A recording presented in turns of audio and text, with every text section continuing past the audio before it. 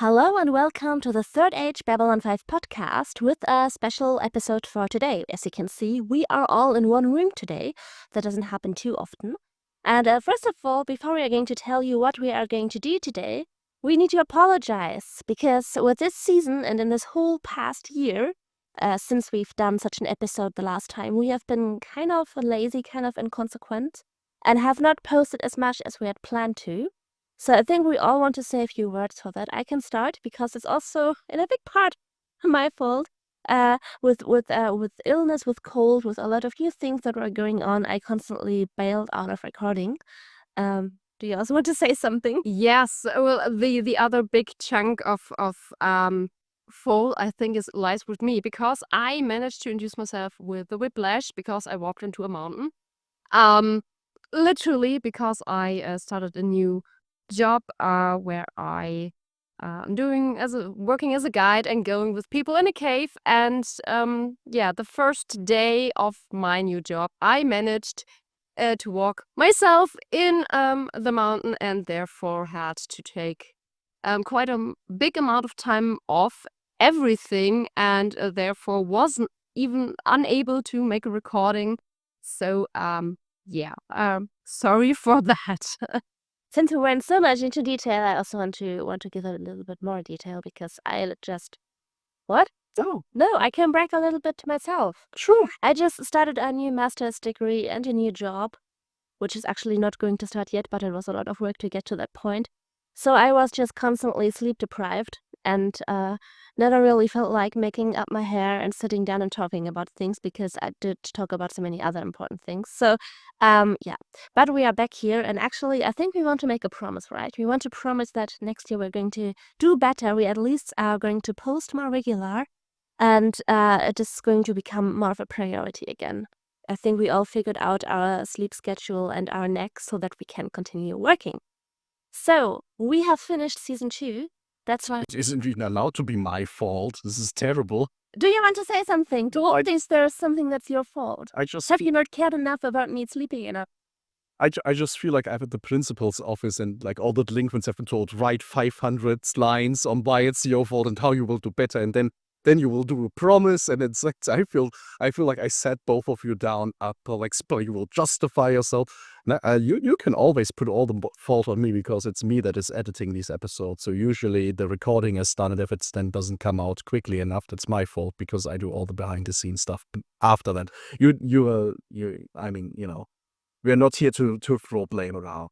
I mean, we can just say that we've all had a pretty busy year, actually. There was a lot of things going on, which is, at least for me personally, a nice contrast because my life has not been this busy ever since the pandemic stopped all the things that I was doing before. So, yeah, it was all in all positive, but a lot of things were thrown under. Yeah. Yes, but we're back now and we are having a special episode because we are sitting here together. Finally we have finished season 2. So we are going to do a little award show, as you have been watching from us probably the last year, a little gala about this season. Where we are going to we made up categories, and we are going to nominate and give awards out in the end about certain characters, places, and developments in this season. That is why we are all here together. Yes. But first, we're going to do, as usual, our first impressions. Yes. Yeah. Of course, of season 2, and of course, as we discussed earlier, we do need a good summary of season 2, which is super easy because it's such a short episode where not much important happens. So it's my job. So I think there's something evil in the universe, and then someone is fighting evil, and then there are magical rings. Or am I confusing something? No, there's dwarves at Zahadum or something like that. Yeah, we are on the right track. No, we've been doing a lot of Lord of the Rings over the Christmas holidays, yes. Which is funny because, as we are soon going to find out in season 3, JMS himself is a big Lord of the Rings fan, so certain elements you will also start recognizing, and it's gonna be fun. But yes, no, we are not going to give a whole summary of season 2, of course, but we are going to give our resume of how this season felt, and I think our newbie, our first watcher, has to start. yeah, certainly the whole thing sped up with a lot. Where the first season was a bit slow, felt a bit dragged at some points where we were, oh, can something finally happen? That was, yeah, almost lost completely with every episode of the season. And honestly, I can't say at which point I was hooked. But after this season, I can confidently say I want to know what is going to happen next. How are they beating the evil? Who is in it? And what surprises that may appear. This is a very nice resume because I can say that for me it's the same.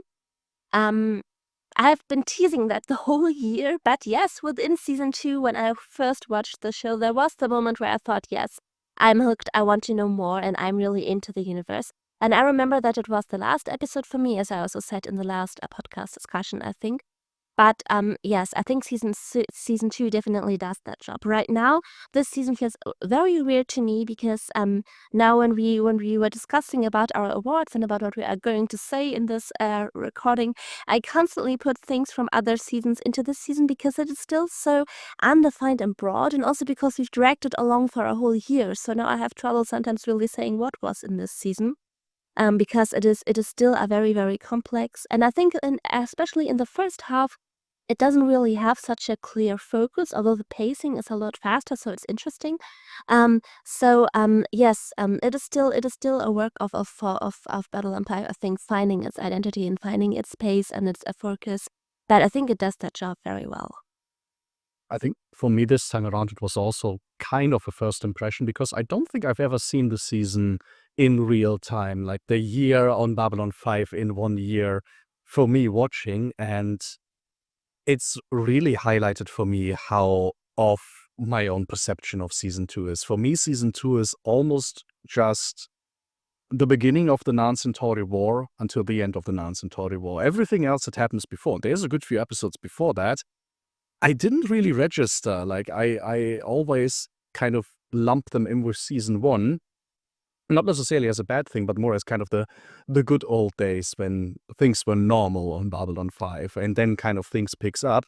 And this made, like, picking these award candidates kind of really interesting because it felt like, we made the Lord of the Rings reference. It felt like being somewhere on Weathertop in the middle of a dangerous adventure and looking back and, wasn't all that kind of quaint and normal? Like, do you remember when our biggest problem was like a scary alien on a lost spaceship and we had Franklin being creepy on this woman? Like, that was before Franklin had to oversee the extinction of an entire species and the shadows were all around. So, man, it would be great to go back to that. And it makes me looking forward to the next season.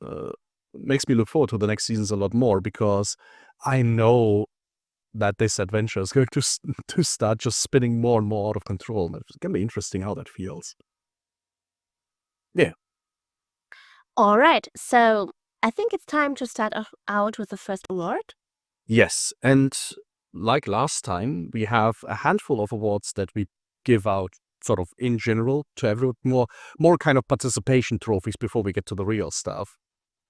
Some of these go to us / our lurkers, I would say.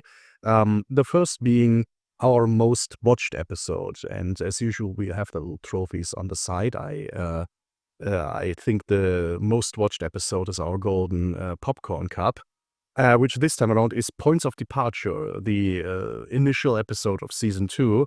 And that kind of is where our tardiness bites us because, we haven't been very consistent. So it kind of dribbled down from there a little bit. But that's fine. What I will say as an honorable mention, out of the specials that we've done, the History 101 special has done quite well for itself. So I think this is something that we will also continue in the next year. Yes, they're going to continue that the great episodes are without me in it, so... Listen, in Points of Departure, you were part of the recording, I'm pretty sure. So that is it. Also, this is the first time I get to work with cue cards on all of these. I'm happy with that. I just want to show them off that. At least on some of them, I even put our little logo on there. So it's next year, it's going to be a proper game show style. I'm going to get a microphone with a little stick on it and everything. We also have our Golden Armchair Award, the sleepiest, longest episode that you can kind of put as ASMR in the background, people talking about Babylon 5 to sleep to. And this was a neck-and-neck race this time around. Very surprisingly, this award goes to The Geometry of Shadows, an episode where techno mages visit the station and there's the eternal question of green versus purple. I personally never expected that this would be an episode that we discuss an hour and 57 minutes, but apparently we had a lot to say about this So, I episode. mean, having tech mages or techno mages in something like the science fiction is awesome. I mean, you have to talk about this. Yeah. And I mean, green and purple is so interesting for me because picking these colors as contradictions is weird because it's my favorite combination. My room is purple and green, my bedroom downstairs. So that was probably out of it. An honorable mention in this category is The Fall of Night, which I think makes a lot more sense. It's the season finale for us to talk about almost 2 hours, about 1 hour and 54 minutes. And the viewership has dropped a little bit, but there are people apparently that have sat through all of this. So congrats to these lurkers for earning this award And it's very much. for you for staying with us all the time. Thank you. Without you, this would be half as interesting as it is. It is much appreciated. Then we have our true participation trophies, because we should mention for all the awards that we're going to give out, our main cast is kind of excluded. Not because we don't like them, but because they are already at center stage. Like if we talk about our most favorite villain, for all of us, it's just gonna be Londo because, I mean, look at his role. Or maybe with some annotations there, but so this is why our participation trophy goes, I think, first and foremost to Sheridan. Bruce Bloxleitner has made his debut on this show, and maybe we can take this one, actually talk a little bit. Like now, looking back on season 2, how do you feel about our new captain? He's still new. Yes, Yes, even at the end of the season, you see that he still is not in the groove like Sinclair was. There's still things he's new to, he's stumbling upon. Therefore, it feels more like you can more lean into this because you as a watcher are also new to this whole thing, and therefore you can learn with one of the protagonists. Well, I have to say that the first time I had to deal with this, I was very skeptical because I feel like you always have if it clicks with you as a viewer, I think at least I develop a very special bond to this kind of commander captain person that you have in such a setting. So I was thinking of, oh my god, how can this work out? How can Sinclair ever be replaced? And now I'm like, what? He's new? So we really grew together. It worked out very well, actually. Yeah. And I think a big part of this is that the commander is replaced, but I maybe we can agree Sinclair doesn't really get replaced. Like he gets to remain a character, and what I just mean, in many shows you would either try to recast this role or create a role that is very similar to this, and I think Sheridan has a very distinct leadership style and a very distinct history that is different from that of Sinclair. And God, I wish their names would have been more different. It is horrible still. I'm still not used to that, but no, I think he really comes into his own. I remember distinctly when I first watched this show being kind of taken aback by his Boy Scout smile. I only afterwards learned this sort of thing. It always reminds me there's this beautiful adaptation of the Dark Island, the Uninhabited Island, Dark Planet movies. A Russian movie where the main character Maxine is this evolved Star Trek-like human that goes to a planet, and this planet is a horrible dystopia, and he just stands there smiling with his Boy Scout smile and just seems totally out of place. And I always connect these two somehow, and I do love them for that. Another participation trophy goes to Dylan, portrayed by Mira Furlan.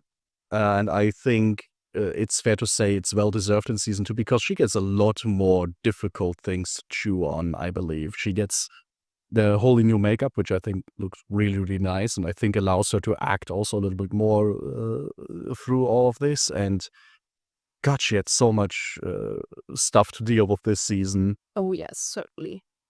Jakar, portrayed by Andreas Katsulas, of course, a wonderful performance. I think he has some of his biggest moments yet so far. It's not going to stop. Next seasons have great things for him in store. He's not going to get killed off, I hope. But no, he's, I think we only see glimpses of this in season 1, but he is like really, really coming into this sort of tragic role now, which, talking about tragic roles, Londo is Turning even more dark. And it's not because of his depression. no. No, but it's because of what he caused while being kind of out of everything. Hiatus. So yeah, it's But I think it's amazing both on the actors part, Peter Jurasik, and also on the casting department, I would say, to find somebody who for the first season kind of plays this very comical role, and then, you know, gets to portray this almost Shakespearean tragic character while having a giant fan of hair on his head and somehow sells that. I think, when trying to recommend Babylon 5 to people, this is sort of the hardest hurdle to point at this character and be like, look at him, he's gonna be such an amazing villain, and you know, it's you wouldn't tell immediately. Jerry Doyle portraying Garibaldi, I think recovered quite well from being shot in the back. I think he's just glad that he survived this year without getting abused in this way. Ivanova, of course, as Claudia Christian. I think for her, she also gets a lot more to do in this season. I think, you know, they establish early on that she gets this promotion, more authority, and, you know, sometimes that means having very strange sex with an ambassador, and sometimes it means taking charge, and I like that. I think your personal favorite, Stephen Furst as Vio. Looking back at season 2, are you satisfied with how much screen time he got, or? Yes. And also his presentation of the character. So far, he was, just running behind Lando. Now he's developing in a more separate, original character that is making his own choices. Where we see a lot of more of his character and the depth of the story that happens so far and might even develop.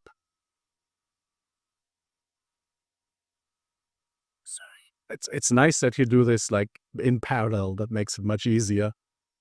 I think he has like this huge burden on his shoulders of like keeping the Centauri somehow sympathetic, like at least reminding us that the solution probably wouldn't be just blowing their planet up because there's maybe worse family on there. So, you know, Lanier's Bill Mumy, Bill Mumy playing Lanier.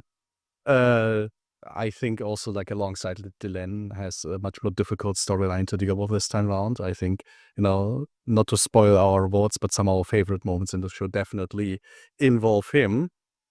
And last but not least, Mary Kay Adams took over as Natov in a scarce few scenes in this season. I'm a bit sad about this because I really like the original cast, because I think the makeup was perfectly fitting to her. The new cast is a bit off, and the character overall doesn't have much meaning in this season. Like I already said, there are really scarce moments where she appears, and most of the time it's not even necessary to be there for her character. So I'm a bit sad. Almost feels like in the beginning they kind of opened up this very symmetrical cast. You have one ambassador and one after that. And I mean, to be fair, Jakar, like, is a character with so much presence. He kind of gets through all of these scenes up totally on his own, doesn't really need the support. But I still think it would have been great to see, like, you know, Natov's perspective on all of this storyline, especially because in season 1 she's such a combative character and such a contrast also to Jakar. I think, you know, him struggling with what does his resistance look like in this post-war world, and her I think she would have like very strong opinions on it. It would have been great to see. Um, 2 extra special awards will have to go to the 2 cast members that are no longer with us after this season. For one, Robert Russler as Warren Keffer, and his demise, which we kind of had to investigate at the end of the finale. So that's how much impact his character had. I will say I do feel bad for somebody coming into this show and getting this character when it's kind of predetermined that Yes.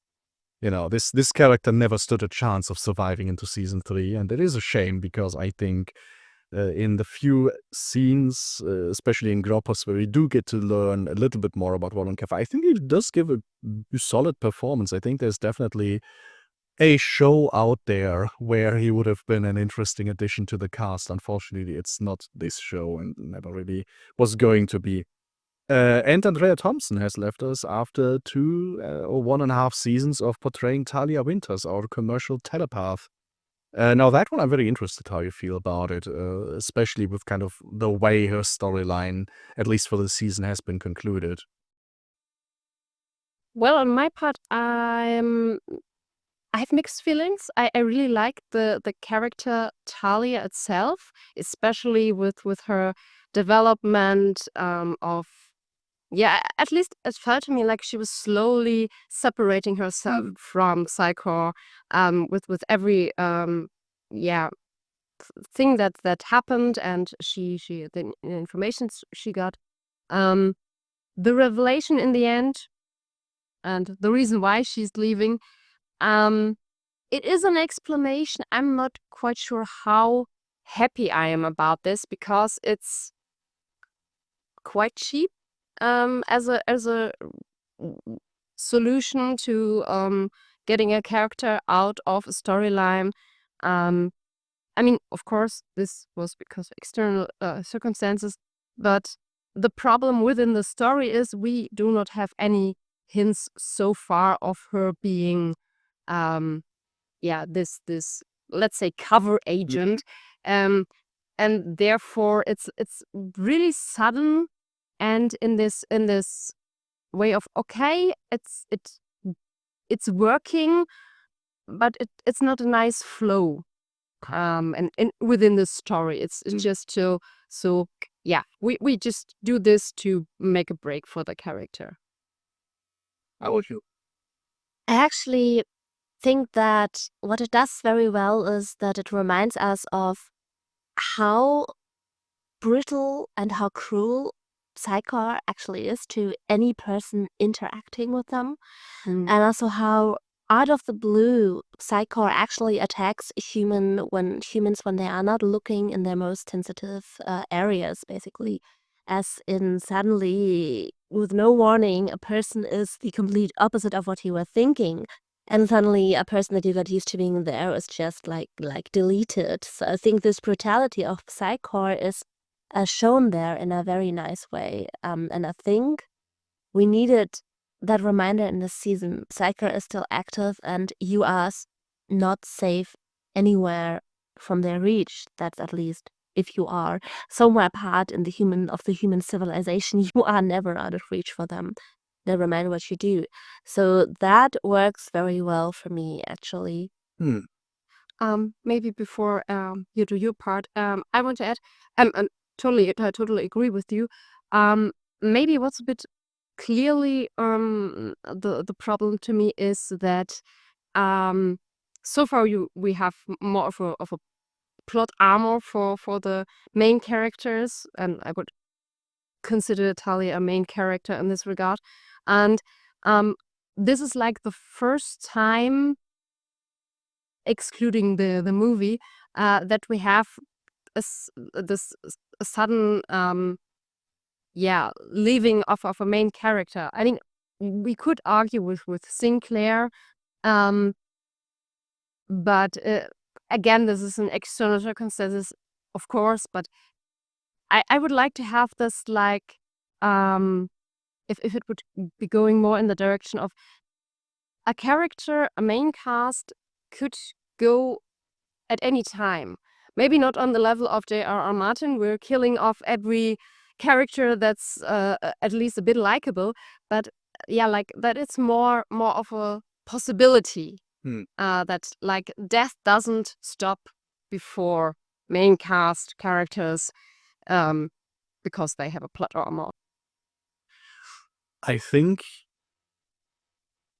for me, there's also this more general question, like how is death treated in this show in general? I think Gropos is one of the first times also where we meet like people visiting the station, and so far throughout all of season 1, there's in general this idea they're probably going to be fine because we usually resolve all of these stories in a more or less happy ending, with a big exception of Believers, and in this episode we get another one of these. But I think this is also what makes the departure of Talia feel very sudden, because yes, we deal with Psychor, but Psychor hasn't been really running around shooting up, random side characters. And so now when suddenly it becomes this deadly for a main character, that feels a little more jarring. I think this entire affair, it does get a lot of praise for this entire, like, trapdoor system that JMSFK has kind of devised of having these contingencies. And I think especially in contrast to other TV shows at the time, it is very impressive, and I think it goes over much more smoothly than it otherwise would have. But I think it's also completely fair to say, from our current day perspective of, just looking at this as a story, there would have been more satisfying ways of going about it. I think that's also perfectly fair to say. And I think it's also fair to say that, the way people depart sometimes is also consciously or unconsciously influenced by how actors depart from the show. I think that also, sometimes plays a role how motivated a writer feels of giving them a very satisfying conclusion or not. I think we all remember Joey falling down an elevator shaft. So I think this is also just something that tends to happen. But okay, I think this is, we can also obligatory say, obviously, the entire rest of the cast and crew deserve all the praise in the world. I will say, especially with episodes like Comes the Inquisitor and such, I think the lighting has been getting a little bit more experimental in season 2 than in season 1. I feel like, at least in my impression, like The Gathering has a lot of very crazy lighting things going, and then season 1 kind of calms down with that, and then season 2 started getting a little bit more experimental with that. And this is just my impression that I got going through the episodes, looking for like thumbnail pictures that I wanted to take. But yeah, I would generally say the show has improved its look a little bit, and I like that. I have to admit, I can't say anything about this because these are usually not something that's in my focus or that is something I realize. At least not consciously that I could talk about this, because I'm usually more focused on the story, on character development, on everything that's more relatable to everything with literature. Therefore, I'm afraid I'm out at this point. But that is a very good segue, because let's talk about things that are more relatable to literature, and let's get into our awards, unless you had something. To the lighting. Or in general, just, the season as a whole, the show as a whole, before we start getting into the nitty-gritty. No, honestly, Good. In this case, should we explain our hot Gala already? yes, let me explain the drinking game that you didn't understand. We have these little things here. We are not going to make this a commercial of any kind, but it's let's say we are trying hot Gala for real now. We are not sure how good it tastes at all, but the deal is that we are now handing out 13 awards concerning the season, and each of one will pitch a nominee for each award, and then we are going to vote. And each time your own nominee wins, we have to drink. And we actually, I mean, this is non-alcoholic. Let's maybe reveal that. We have to, but we agreed on that because no one knows what this tastes like. I like the smell. The other ones were wanted to run away. Like No. laundry detergent.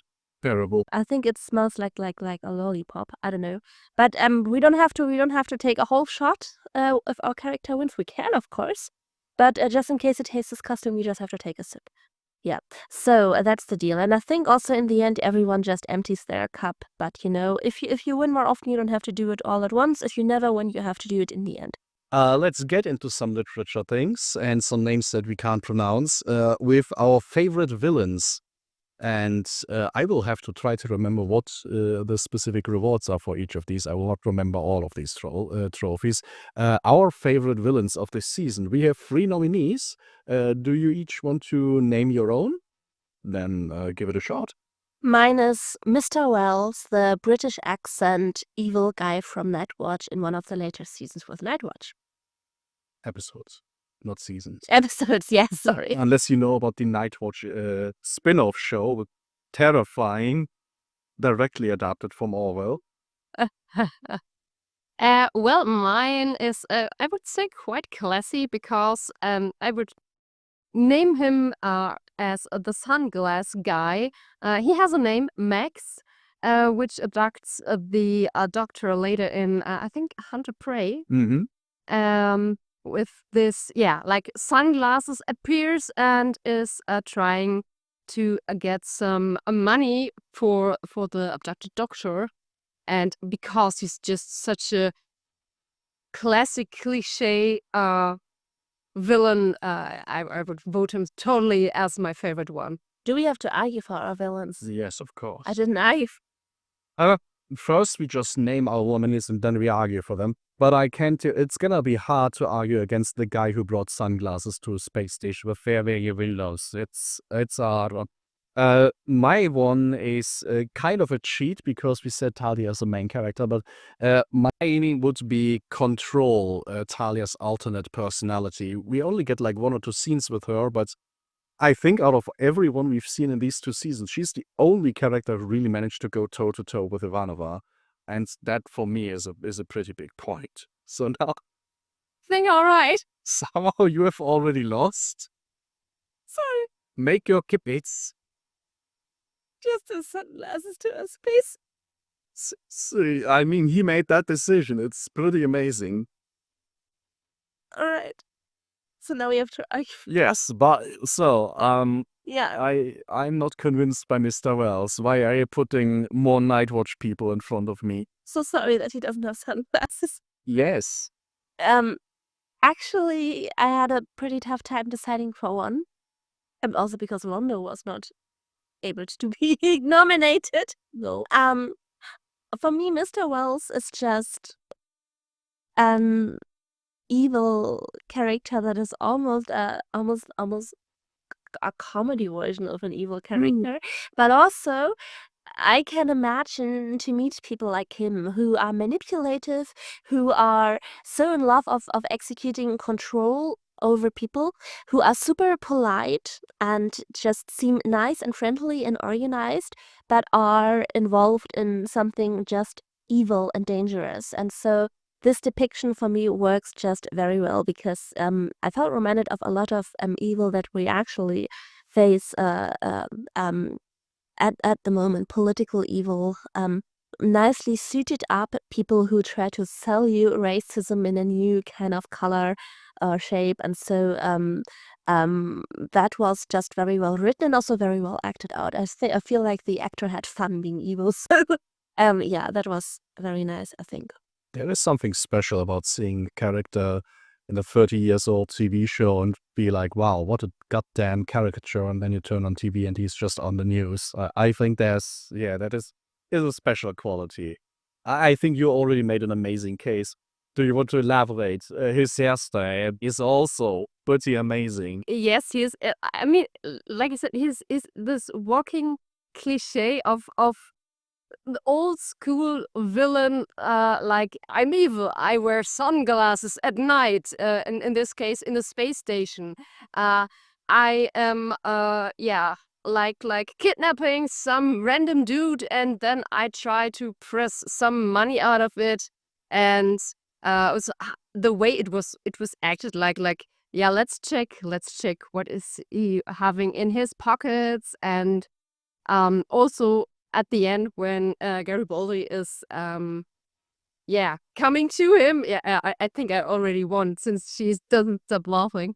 And then when Garibaldi is catching the villain, the sunglass guy, Max.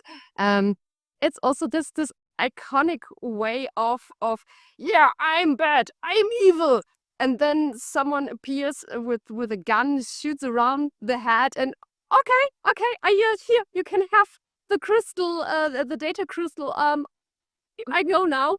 Please don't shoot me. I'm sorry that you can't just not love this guy. But I was just thinking, maybe We can do it. you need sunglasses in hyperspace because of the. And then You're not supposed to look out the windows. It's a spaceship. Neither.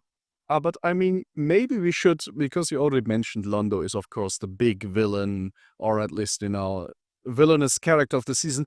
We should, maybe measure these by how they measured up to Londo. And I think, unlike Londo, Max knows when to stop. I think he's actually much smarter about this.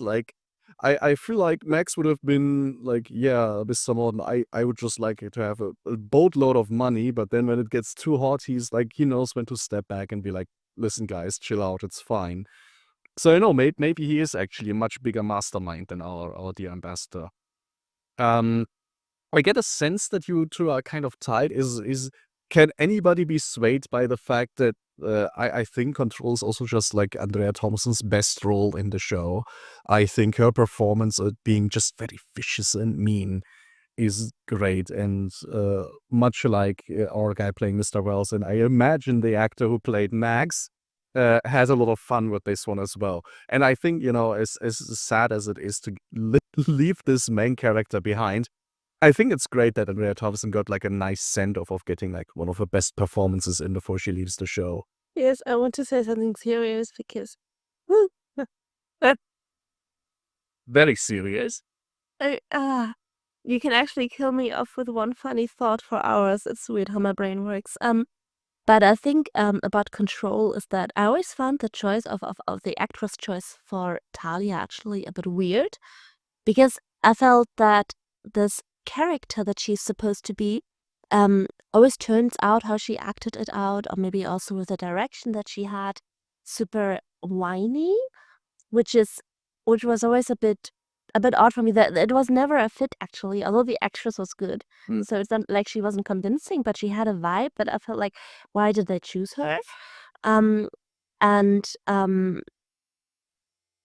Especially in comparison when I think about the very first pilot where you had Lita also being in a kind of a similar position, that a lot more bite to it, a lot more on charisma. So I think we really saw the actress really doing a good job for these very few seasons, because she has a lot of power actually, and she has a lot of great energy that finally could come out. Yeah. I would agree with that. And of course I would. I picked the character. But we should take a vote then. I have to say, as much as I like Talia's Control, I think I like her more for meta reasons, for the performance and such. If I stick inside of the show, I can see that she's maybe not the best villain we have this season, and I would have to say I would probably go with Max. Have you been convinced by anybody else, or do you stick with Max as well? I stick with Max because just because that this character Because of the exists, sunglass. because of the sunglasses. I love sunglasses. Just because of the character existing in this setting is I just love it. And I will interpret all of this as a bit for Max as well, I guess. So, Which means you will be the first one as our newbie to discover how great Hot Jala actually is. I'm not sure how to describe the scent. Chupa Chup lollipops. No, actually, I don't see that there. No? It's a bit. It has this kind of fresh smell, but I can't pinpoint it where to put it. a bit fruity maybe, but more the unhealthy direction. Like, yeah, if you Mm. eat some sweets where you already know, okay, this is just chemicals over chemicals that I put in my mouth now. So yeah, cheers. Good luck.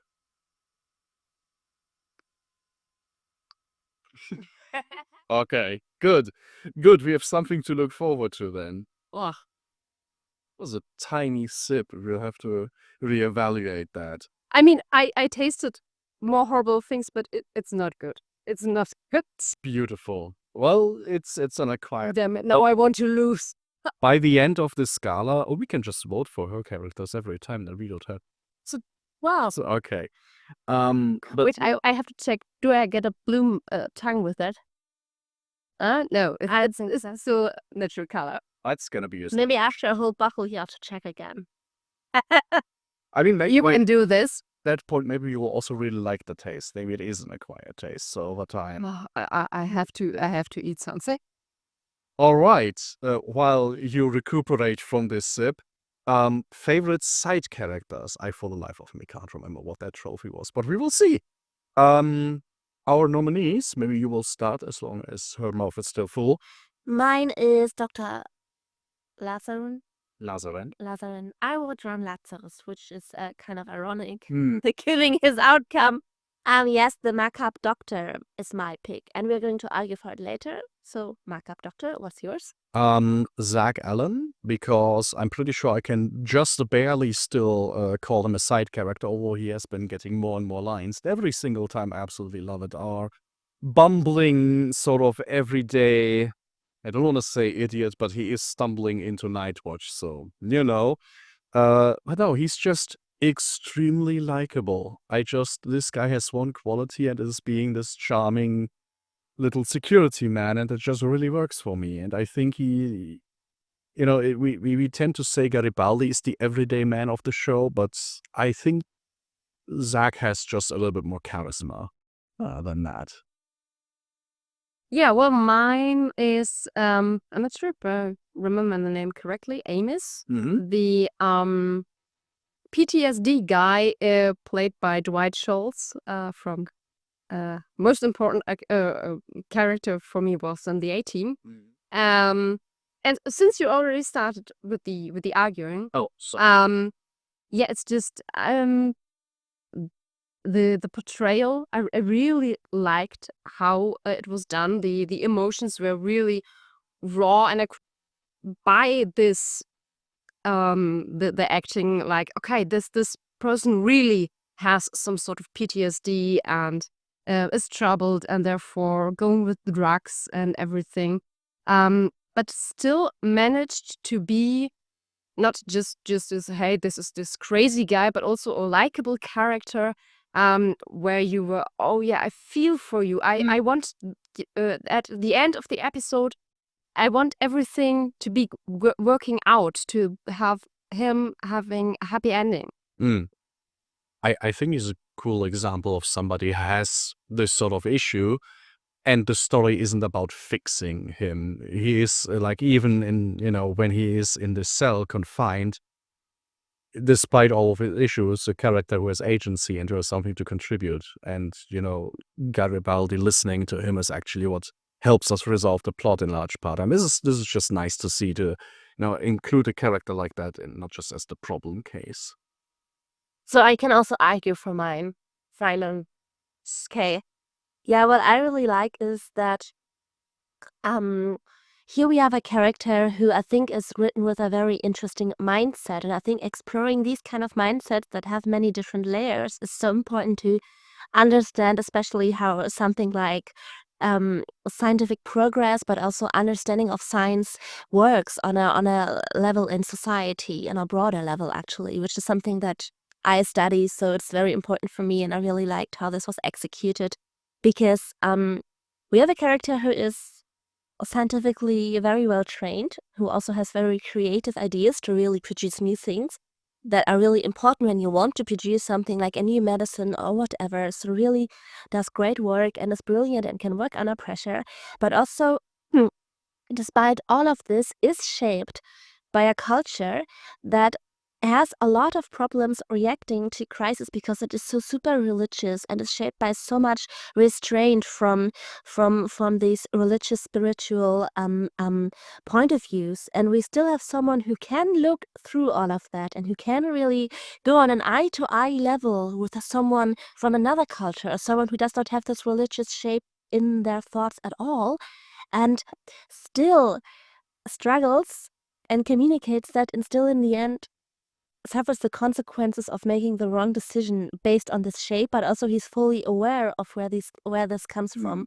So that's what I find so interesting. He's not just someone who's not aware of why certain aspects of the culture he was born into are problematic and just blindly gives into them. He is aware, but also shows how difficult it can be to escape in every sense. He kind of escaped, but then important decisions still fell back to this. So that's why I love his whole character, how it is written so much. And I was always thinking of what I think about the decision of letting him die, but I think letting him survive as the only one would be kind of inconsequent. So for me, that is just very interesting. I think you can discuss him a lot and write a lot of essays about him and bringing up a lot as examples. If you, for example, talk about how science is used in writing, in literature, because there's a lot of stuff to discuss concerning this character and his death. I think both of these characters shine because they kind of elevate the main character. I think Garibaldi gets a lot more dimension thanks to Amos, and I think Franklin gets a whole lot of dimension thanks to Dr. Lazarin. Does Zach Allen give anybody more dimension? No, but he's lovely. He's just very nice to look at. Okay, you have a crush, I understand. Yes, I mean, how... Yeah, I do understand the crush. Yeah, we finally understand. I mean, I do think he does kind of get more into the role of the Garibaldi's second in command, and I think that does work with Garibaldi a lot. I think Garibaldi is very much somebody who wants somebody he can trust, especially after being shot in the back by last guy. So the fact that he chooses somebody who maybe isn't, the most keen investigator, maybe not the sharpest detective, but somebody who you can really rely on, I think makes a lot of sense to me. And I mean, what I will say for arguing for Zach Allen, I think it's very important if you write a story about something like populism and this sort of authoritarian movement like Nightwatch is. It's very hard to write somebody who is susceptible to that without being an idiot. And I think with Zach Allen, there is a nice balance where you can see how he's not just being dumb, but he's getting coerced by these techniques that are kind of showcased by him, but you don't seem convinced by that. I mean... No, I was just thinking, I don't want to give away spoilers, but for me, the part of not being dumb has not been shown yet. So right now, if I see him for the first time, I just think, oh God, how dumb is he? I wouldn't say dumb, I would say easily intimidated, but I can see your point. Yeah, of course, or at least I see our background. There is the one that strongly points this character in this dumb direction, just because we had the DDR and therefore know how this develops or how this can develop. The question is, this character, how was the history so far? What did they learn in school? What happened in the recent past? Therefore, what is it that he has in the back of his mind where he can rely on? And if you do not have this, I'm not quite sure how easily you would be able to detect this. And of course, I'm not sure if I were in this situation, would have reacted so much better. It's always, I wouldn't do that. But it's quite easily to get dragged into these kind of things. It just has to be the one person you think you can trust that draws you into something like this.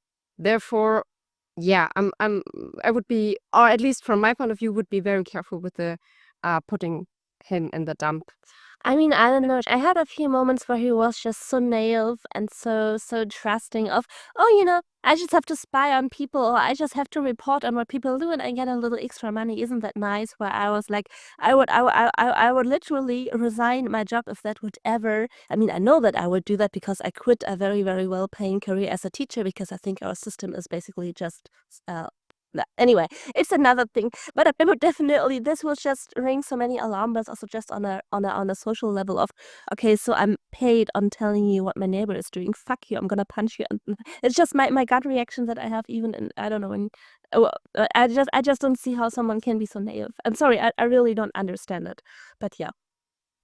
I think what makes him interesting for me is that he's somebody who's swept along without really buying into the ideology.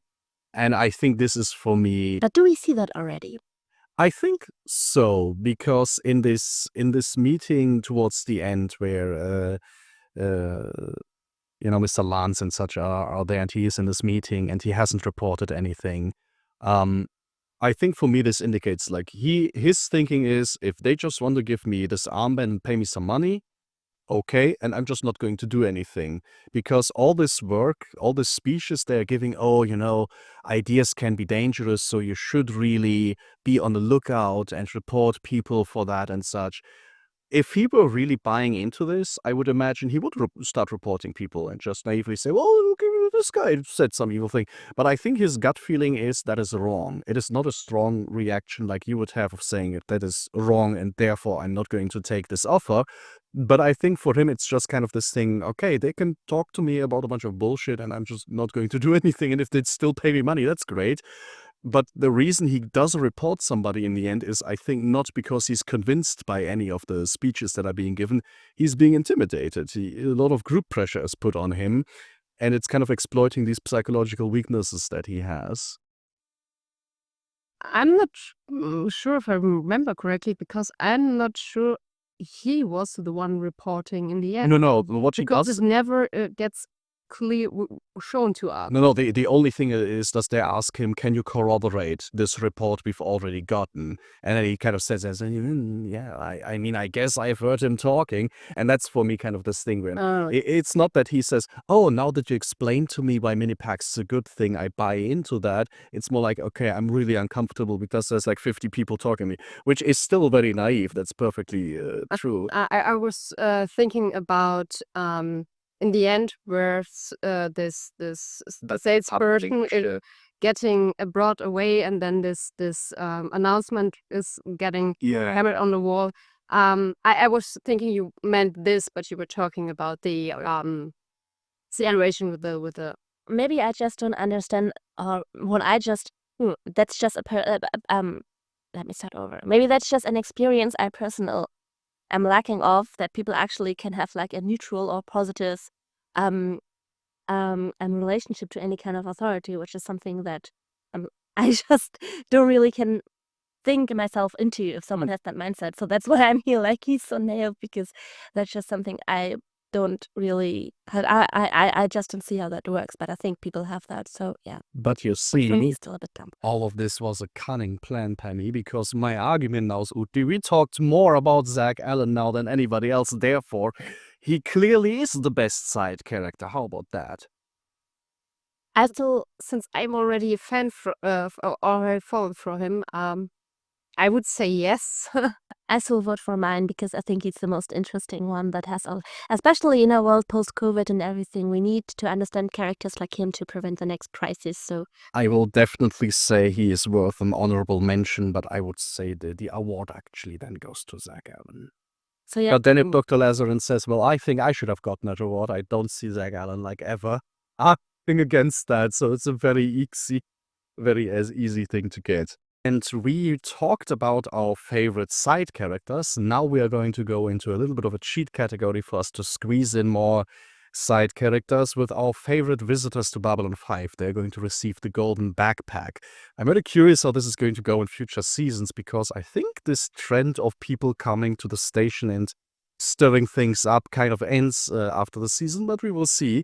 For now, we still had a lot of characters to choose from. So, favorite visitors to Babylon 5. Meike, maybe you want to start. Yes, this one was a bit of a tougher choice than the ones before, but I came to choose Timov, one of Lando's wives. The best one.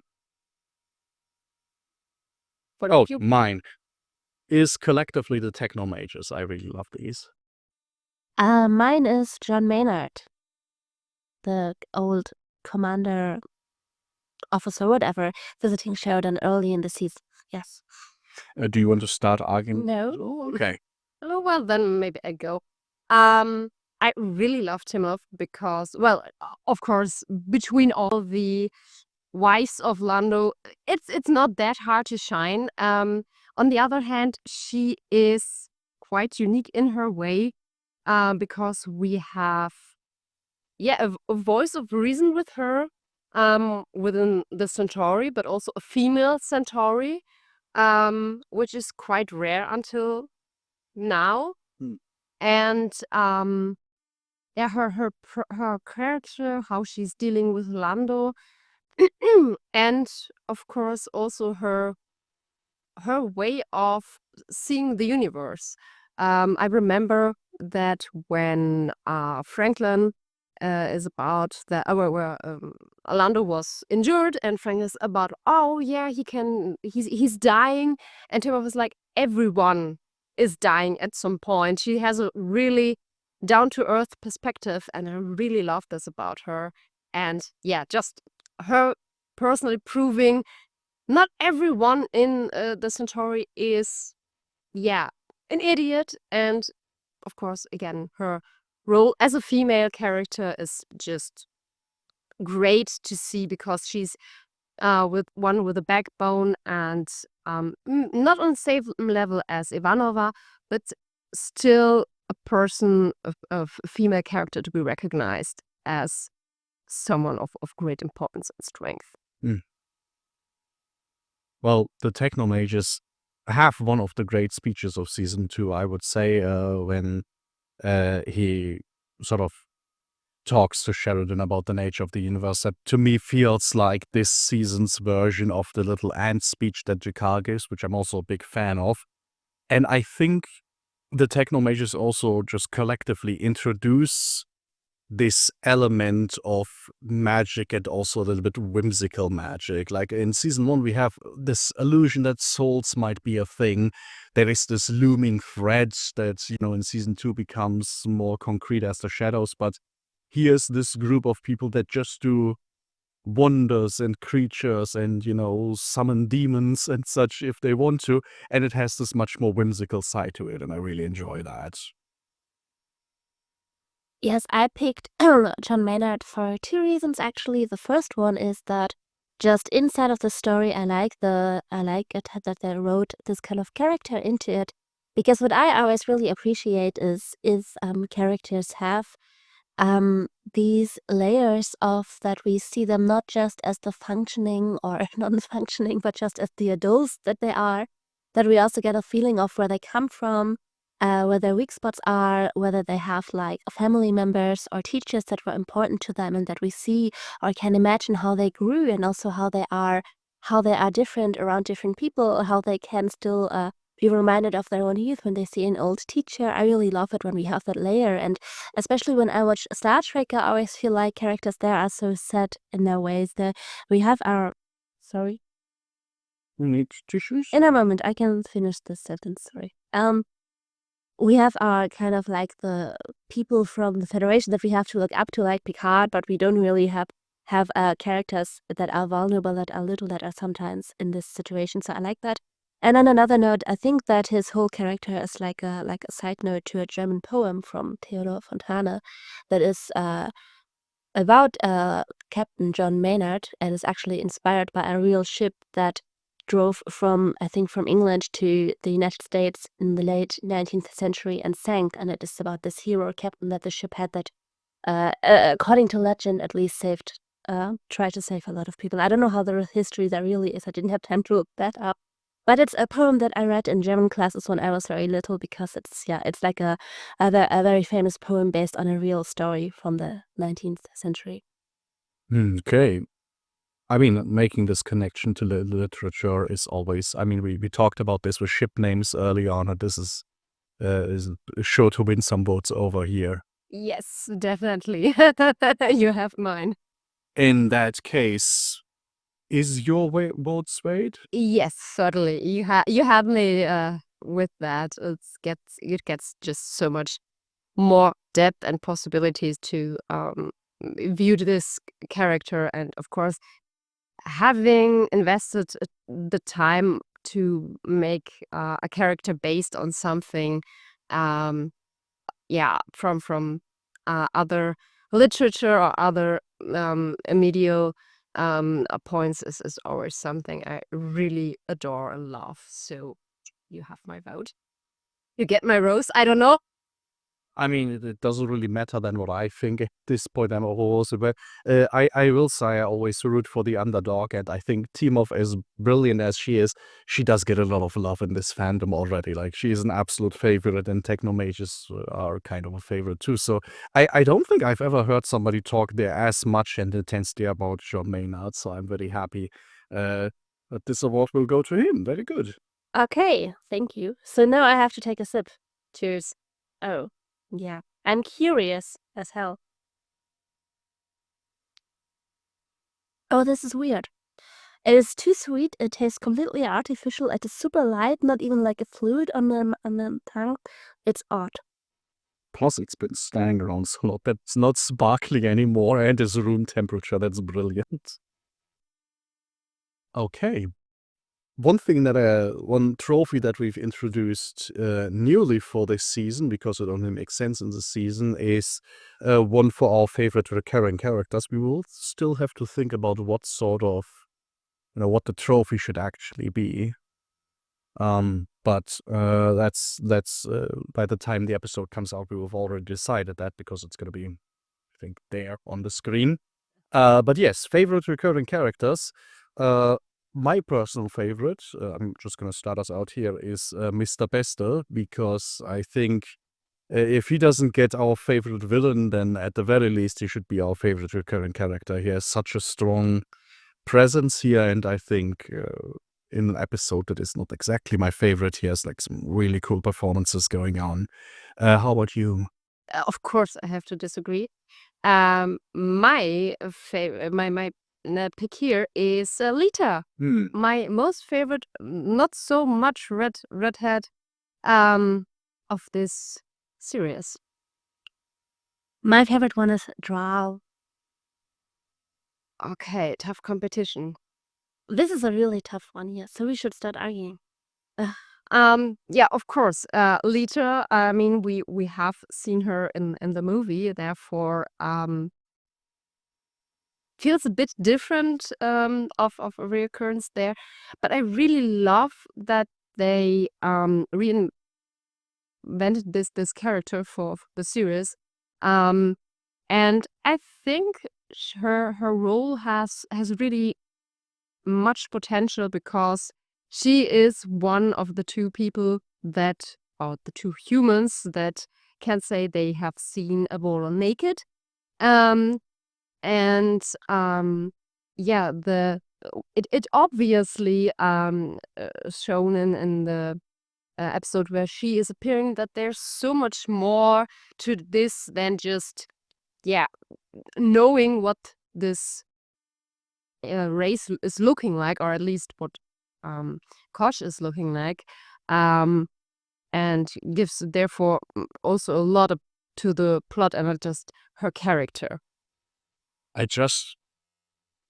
Thinking about the season finale and what Kosh actually looks like, it just makes me slightly concerned that she might be now some sort of religious fanatic, because she's thinking like, oh, I'm doing the angel's bidding. So Do you have to ruin this character for me? I hate you now. That is actually part of the format, that I'm supposed to do that, yes, because unlike your character, who also took the longest time to return, like for her, it's been like 2 years now. It's terrible.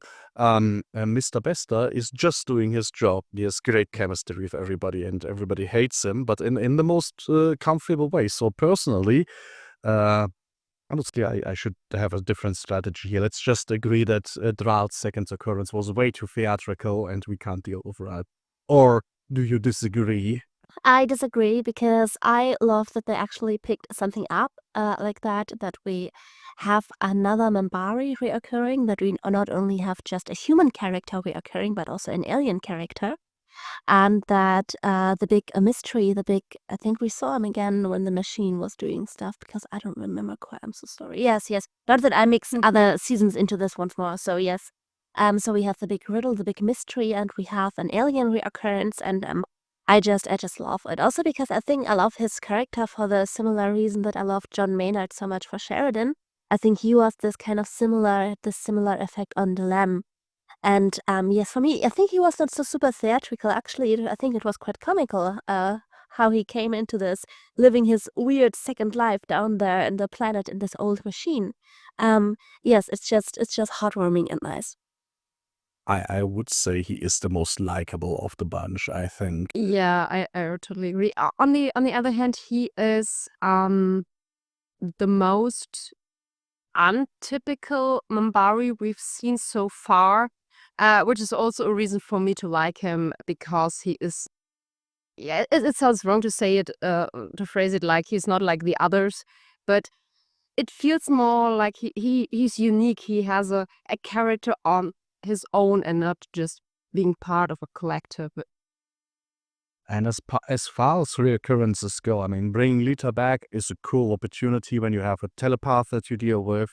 Bring Mr. Bester back is, of course, great. Nightwatch doesn't really have one representative character. Psychor does, and I think because of that, Psychor is a bit stronger of a threat. It has more of a face to it. But what I really love about Draal is that he is part of this big, fancy machine on the planet. So there's always this ticking time bomb where it would be very easy to only bring him out when he is there to solve anything. And I really liked in this episode, and I think we talked about this even in this episode, that he is there because he said he's going to talk to them when the time is right. And he didn't wait until like 5 seconds before the station needs to be saved. And that is immensely satisfying to me. So I would be easily throwing my vote in for Draal. Oh, I do. You didn't. No, I didn't expect to win this round. It's okay. Yeah, it's 3 votes for Draal, which means another sip for you. And starting to question whether it's a good thing or not. I think after like winning 2 times in a row, you need to take the whole shot, right? Like these were the rules.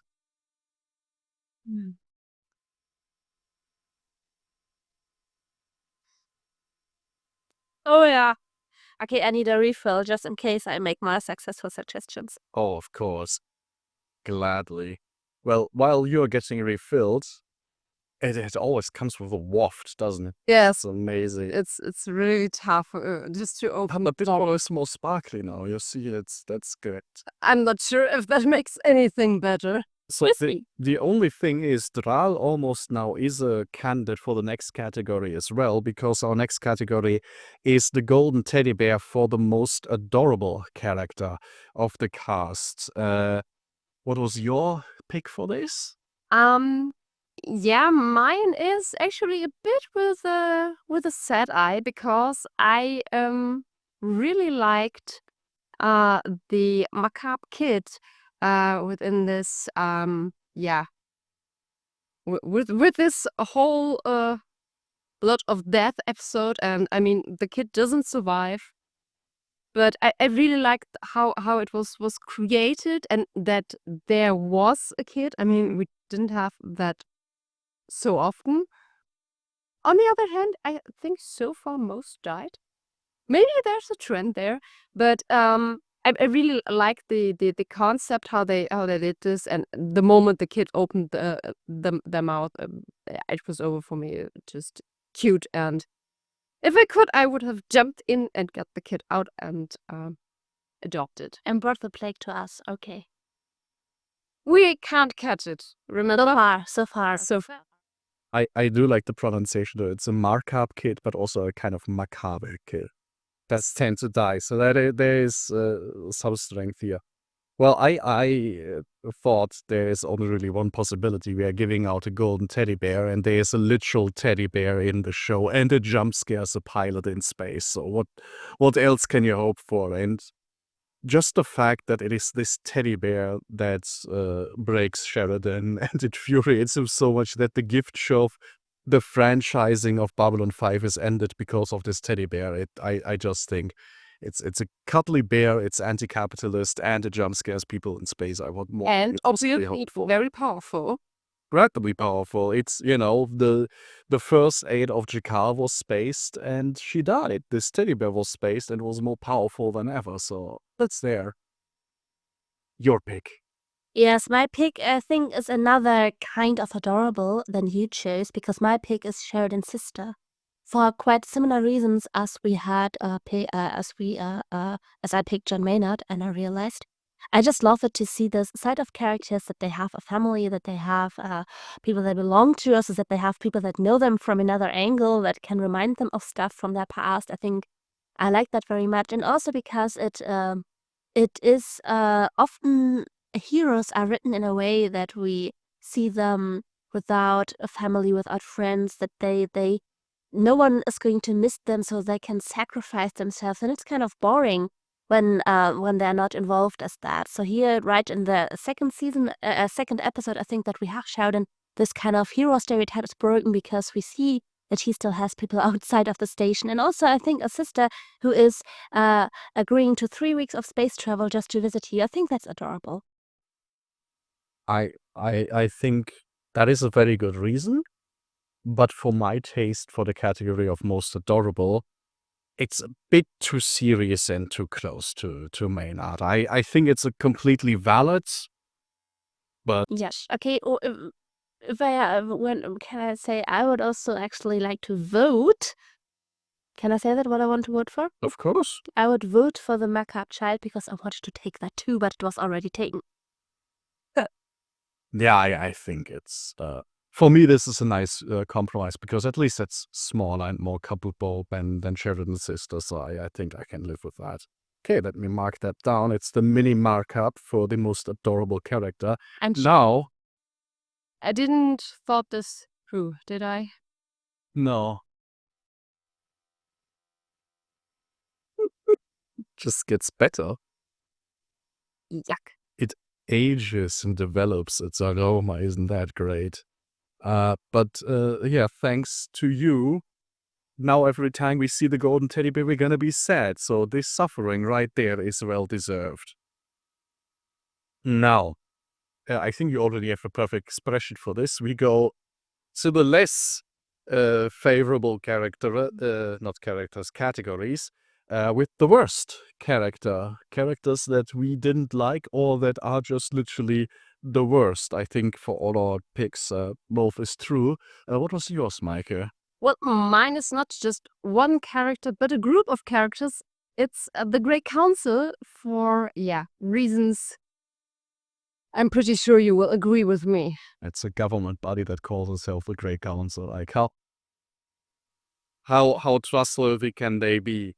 I also picked a group, a smaller one though. For me, it's the Green and Purple Drazi. Not least because it is impossible to be in any kind of Babylon 5 community without that fun joke popping up every 5 seconds. So, but also for the reason that like this is, nah. Yeah. Well, for me, it's one person actually.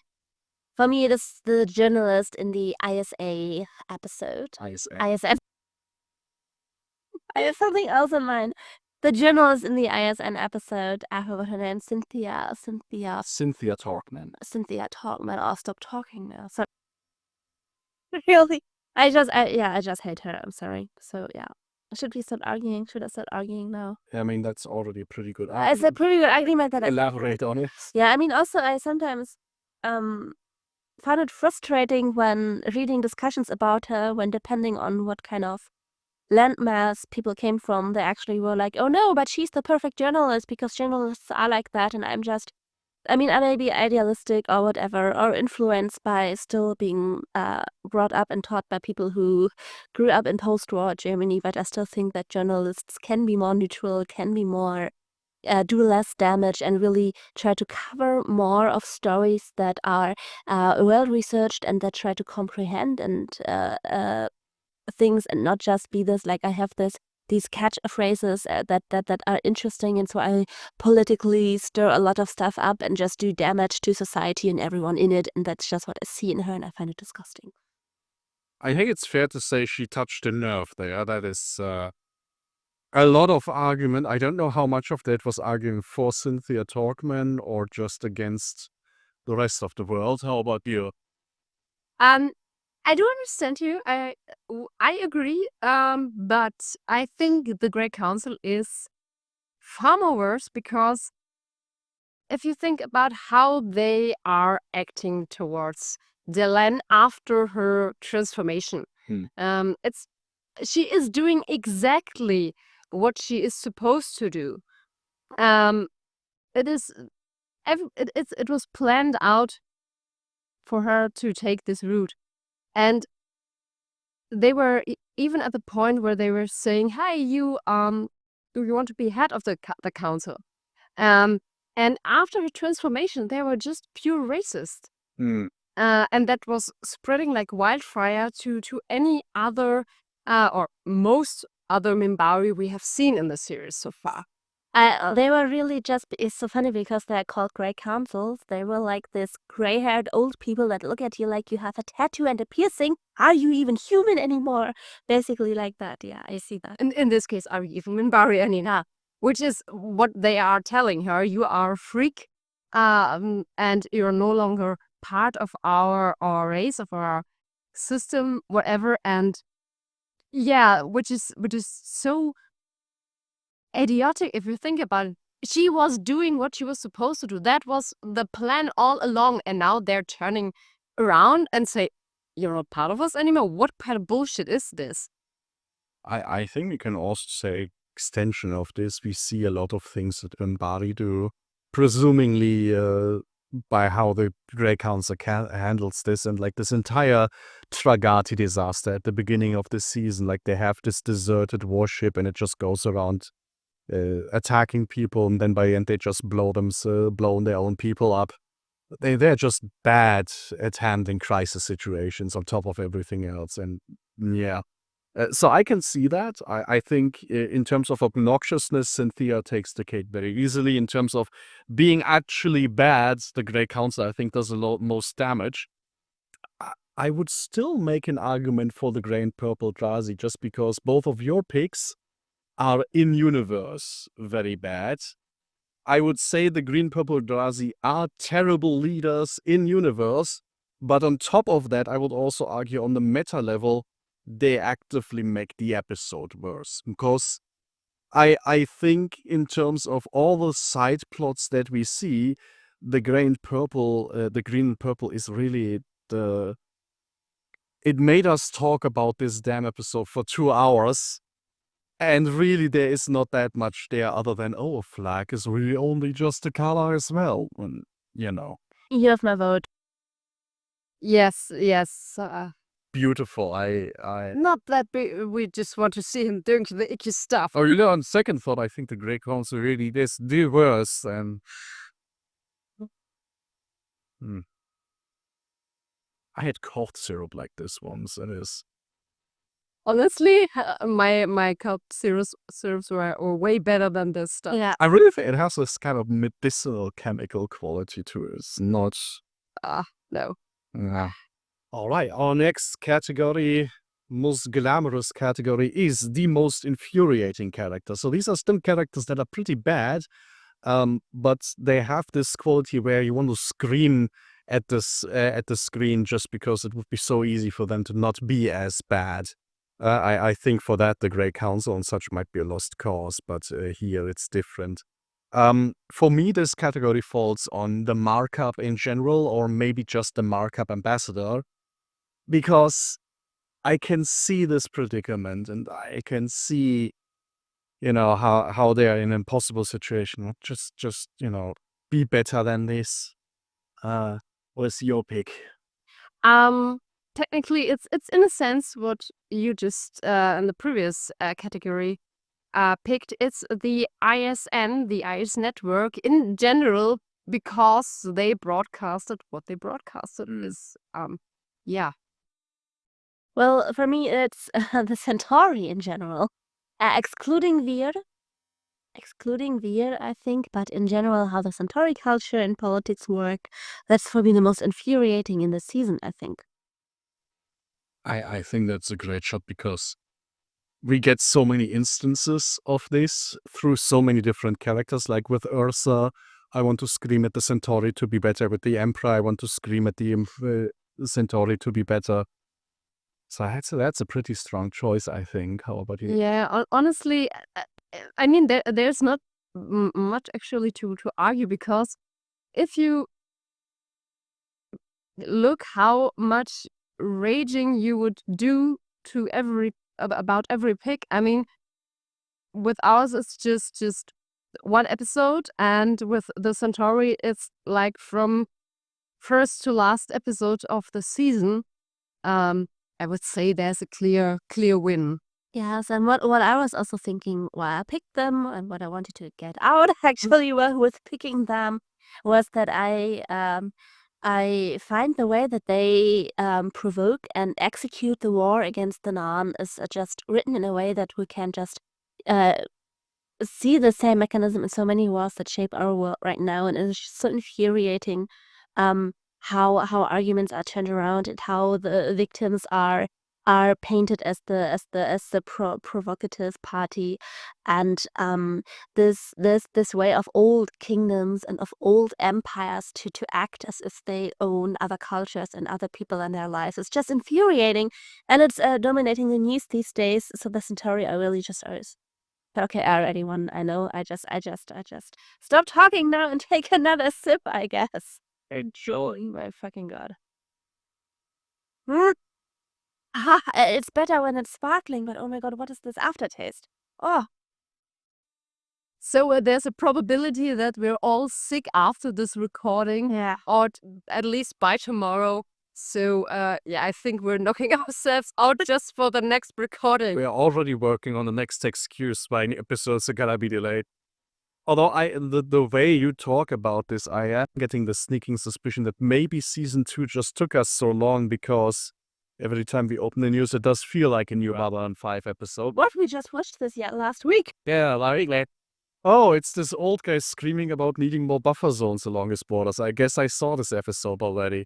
But that also makes me slightly concerned for the next few seasons because, well, I guess that brings us a very, very good segue into the next category, the dumbest demise, which, several nations on the earth are working towards, so that's great.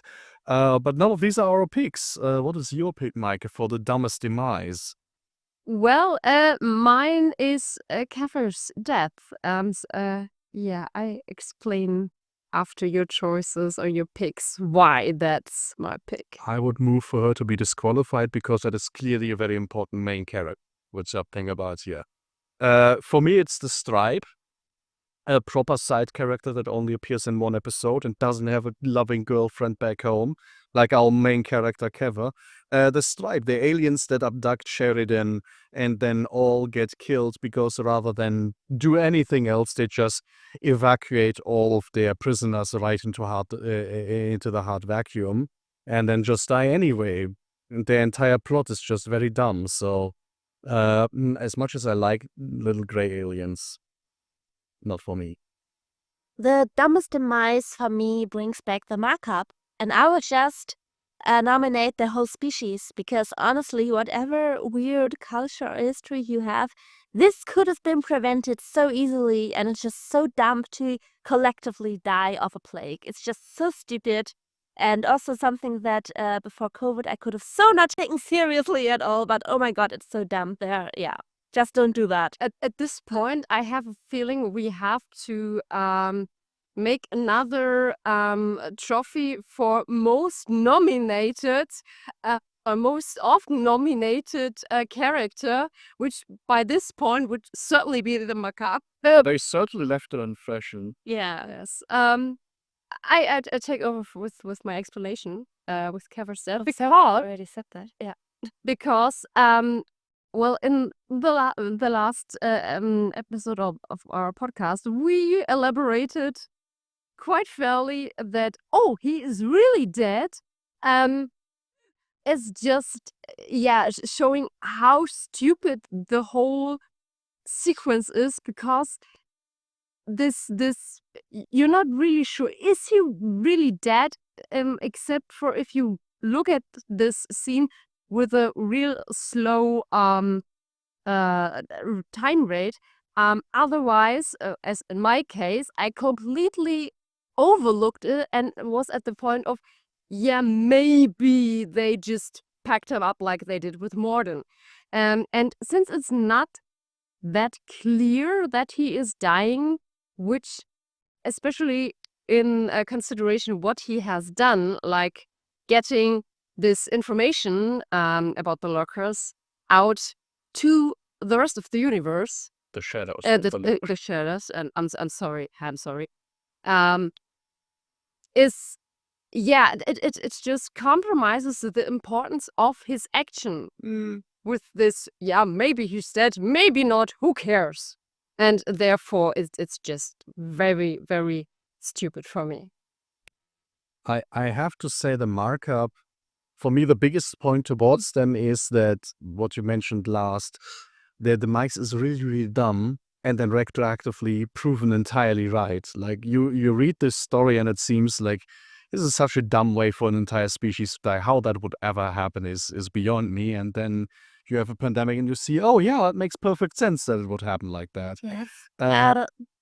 But for me, this almost qualifies them more for like a different category, which we don't have a trophy for yet, but something like proven the most correctly in retrospect, or like most relevant to today. I would say the told you so. Yeah.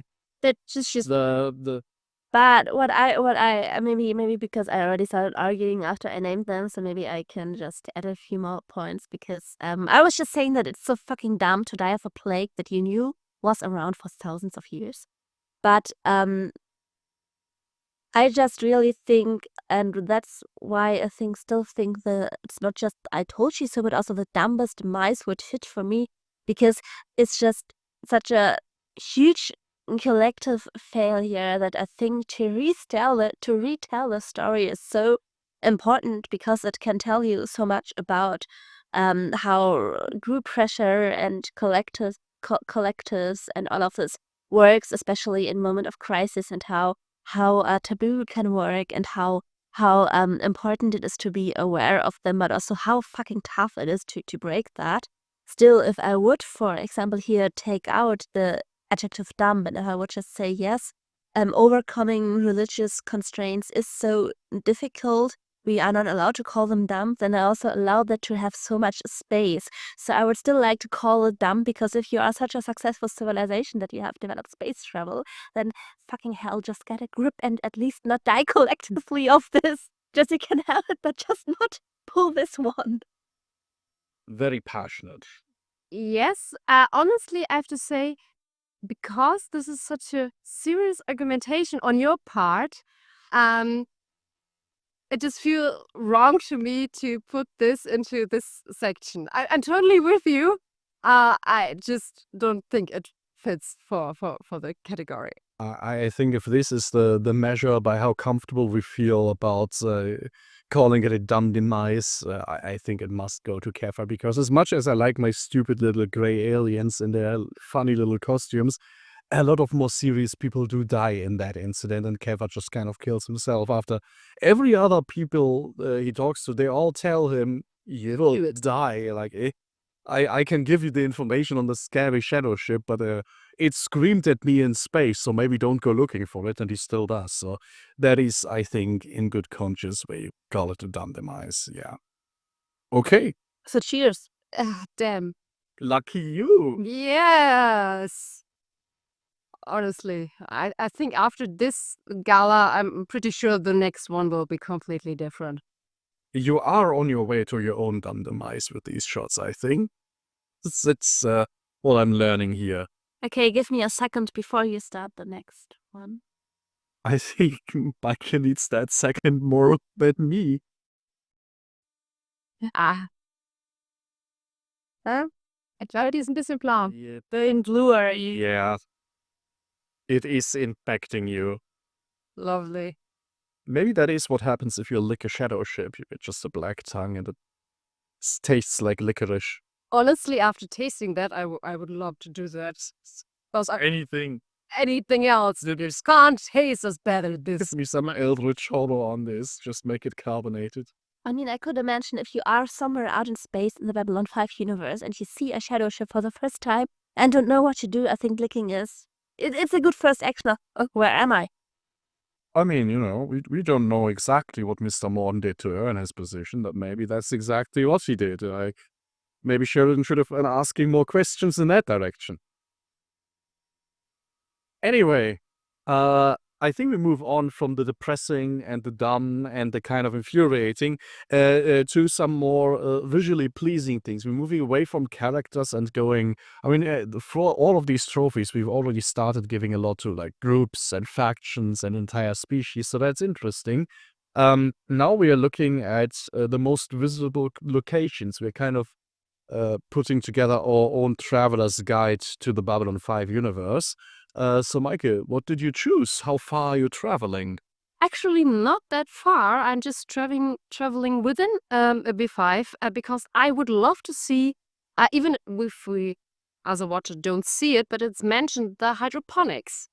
Because I'm pretty sure that it's really impressive, considering that it's won't be not just the typical things you see on Earth, but also all the alien plants that you can eat, and of course the technical part itself would be pretty interesting. And of course I would be going through all this snacking. Pretty dangerous, look at all the alien plants there, but interesting. Maybe I take Franklin with me. I would love to visit the Centauri Palace, or if that's not available, the room that Londo kind of rented for his little celebration with Ursa, because that was already getting into palace territory. So Centauri place would be nice for me.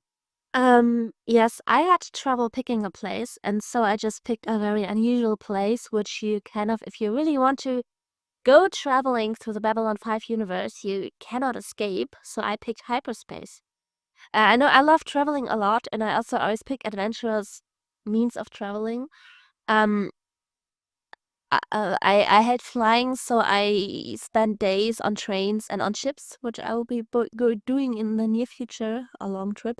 But that's not because I'm super tough, so I would be fucking terrified of hyperspace, but because it's something you have to get used to, I would probably also fully embrace the psychedelic experience. So yeah, my favorite place is hyperspace. I would say if you combine both of our claims, like that, you have to go through hyperspace to get to the Centauri Palace. So as a group packaging, that's pretty strong. And I think, I don't even know if we've learned that yet. No, we have learned that yet. Hydroponics is really cool, but as far as I know, it doesn't have coffee. So that is a gross oversight. I don't know how... I don't like coffee, so I don't care. I don't know. Could you put tea leaves there? Is there a Babylon 5 brew of green tea or black tea? That would be I bet. interesting. It's easier to grow.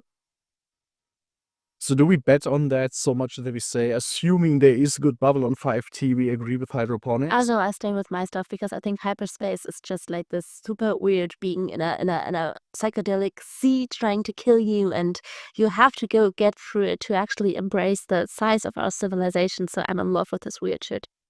I mean, you have to say at least hers is one that we see on screen.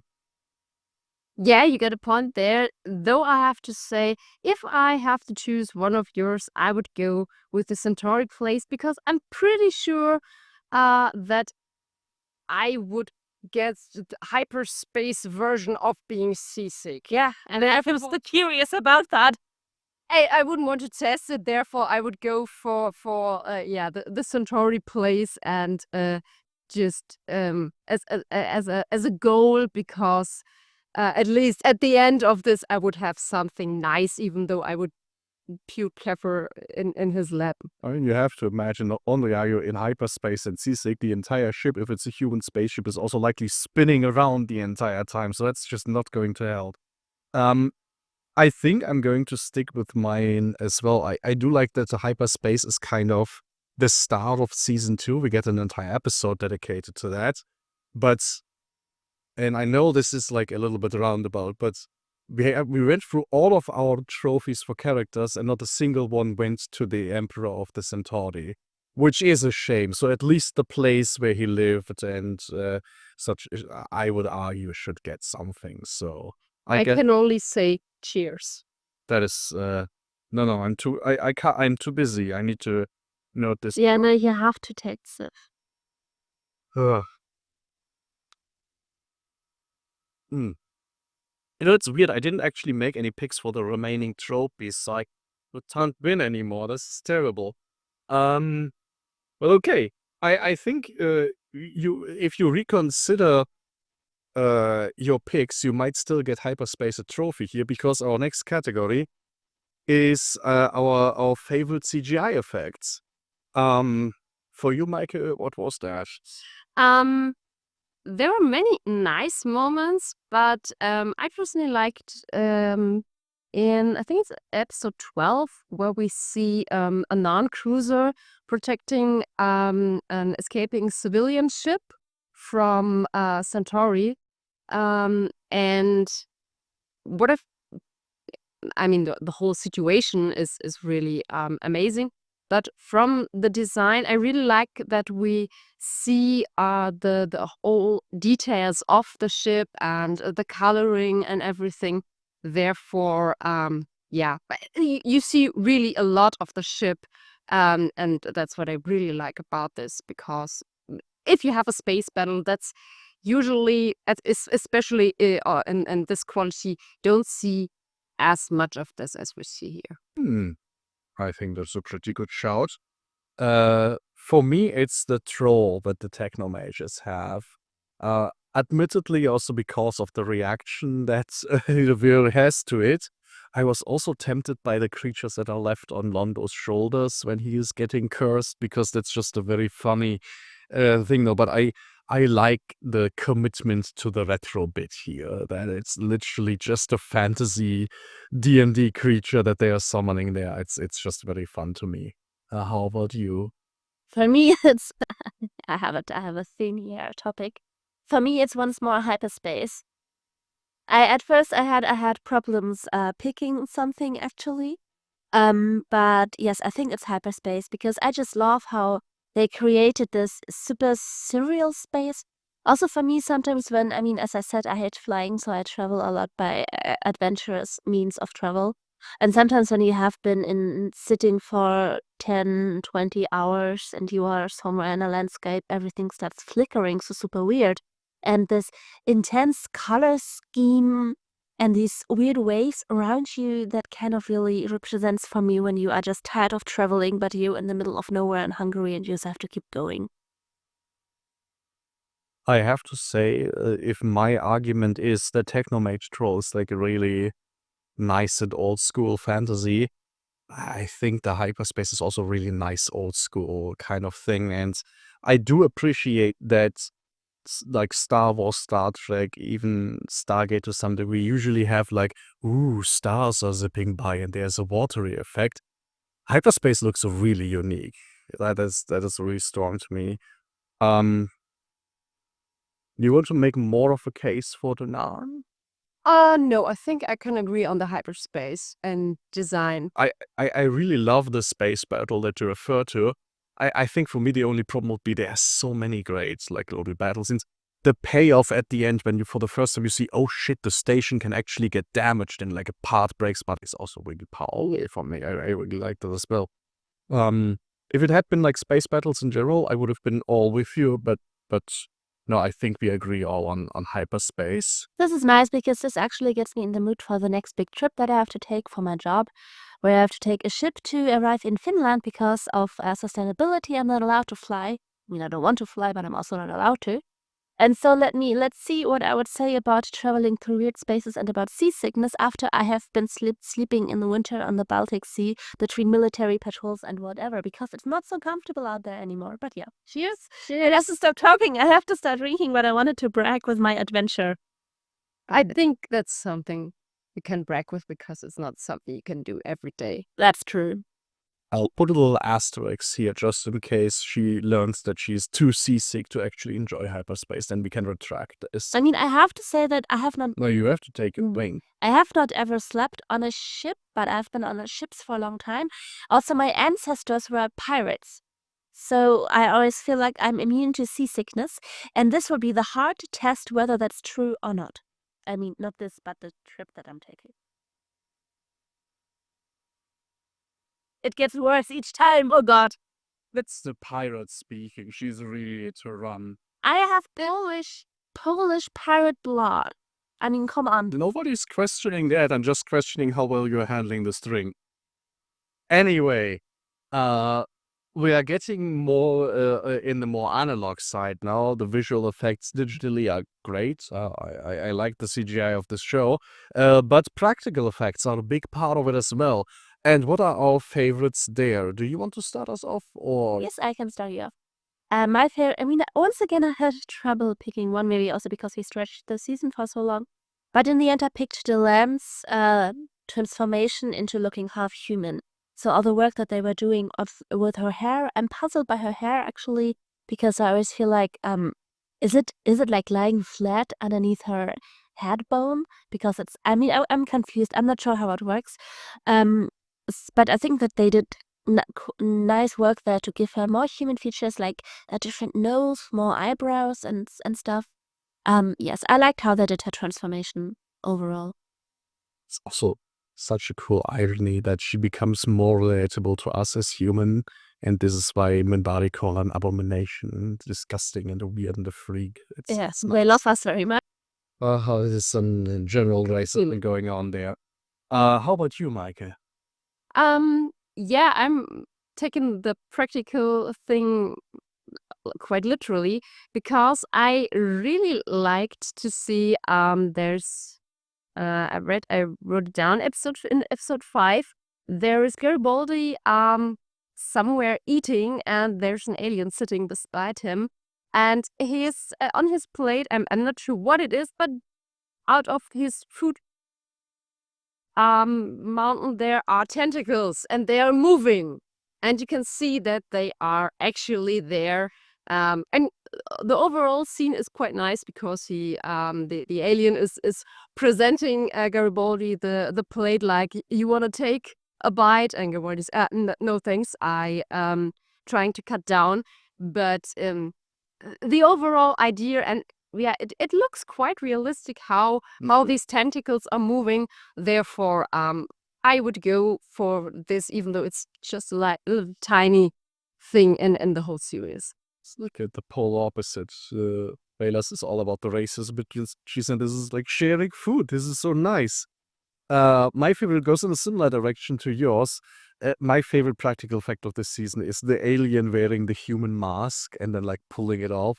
I think it's like a really cool little joke also on behalf of like the makeup department, like getting to do this.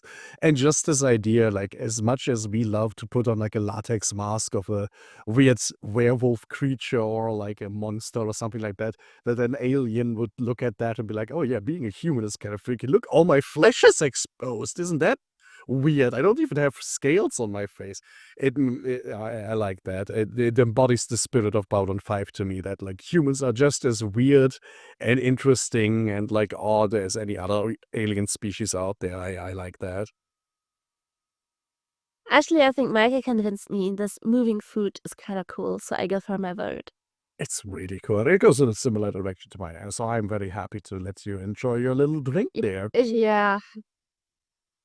Though I have to add there to that your choices were more like for the makeup.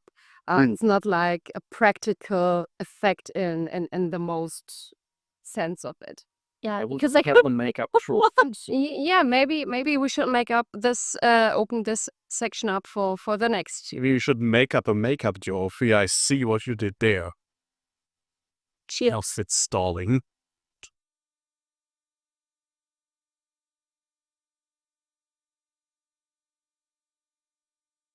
Well, you are getting a bluer and bluer tongue, which is nice because we are moving into the best alien designs of the show, which I guess kind of goes into makeup direction as well. I think last season, surely our Black Market Mantis was part of that category. Should have been anyway. What did you put this time around for? Oh, Layla, what did you put this time around for your favorite alien? I mean, I'm once again very serious here, I think, but I'm going to argue for her passionately. No, first I'm going to name her. And it is in one of the last episodes, I think. I don't know, I don't remember the episode number or title, but I think it is the episode after the Narn have been bombed back into the Stone Age, and it is the female Narn back on homeworld breastfeeding her child. It is after Jakar was under a lot of pressure to establish contact to homeworld, and then we see that a few refugees and also women with their children. And so should I argue for it, or do we do that in a second round? Well, I think that was Because actually, yes, what I find so interesting is that, first of all, before I saw that scene when I watched it for the first time, I didn't think that they were Mammals? mammals. Thank you, that they were mammals. I always thought that just from their look, I just assumed that Narn had another evolution and that they were more kind of reptiles. So seeing them as mammals, what overall they are, even though they are, what is the other word? Marsupials. Marsupials, but they still count as mammals. So because they breastfeed their children, seeing that was a surprise. And also, often when we design aliens in sci-fi shows, we see how the adults look like, usually the males, and to see this little detail of what does it look like as this a part of the body and this interaction, to really think that through in the biology. What does breastfeeding look like? What do the babies look like? How is even physically by our biology determined this early interaction between children and parents and children and mothers is something that shows how much little love for detail they had, that they even know what these body parts look like, how they function, which is something that I think has often been overlooked. So I really like to see this little glimpse of detail. Plus, of course, it corrected my understanding of their species. We will have to find that scene because it went totally over my head every time. So I'm just Same. very glad same for me. that we got this in there. Well, for me, it's much more lofty than that. It's Angel Kosh. Just for the fact the show breezes past this so much, but yes, he looks like an angel, but a very weird one at that. His wings are off, and his weird, like, glowy part, it's just, I love how much this feels like, yes, the Volons inserted themselves into human culture as as angels, but they also just kind of did it like somebody described to them in very rough terms what an angel looks like, but they didn't actually take the time to study this a lot themselves. And who knows, maybe they just learned about angels from Jack the Ripper, and this is why it's kind of weird and often a bit too fleshy for my taste. But no, it's the biggest alien reveal that we've been waiting for 2 seasons, so I think it stands out a little bit. Before I name mine, I have to add a commentary on your choice, on your pick, because when I saw Kosh the first time, I couldn't quite name it, but now I know what my problem was, because from his head form, I had to think of the squid of SpongeBob SquarePants.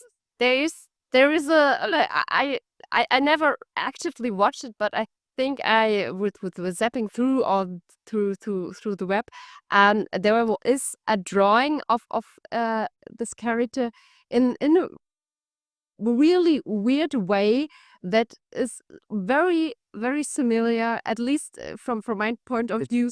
And some Squidward, yes. Yeah, oh yeah, yeah, that was what pushed me off there. And yeah, I'm afraid it took me this long to realize this, but I had to say this because. But is that like a point towards or against that design? Because it could be either.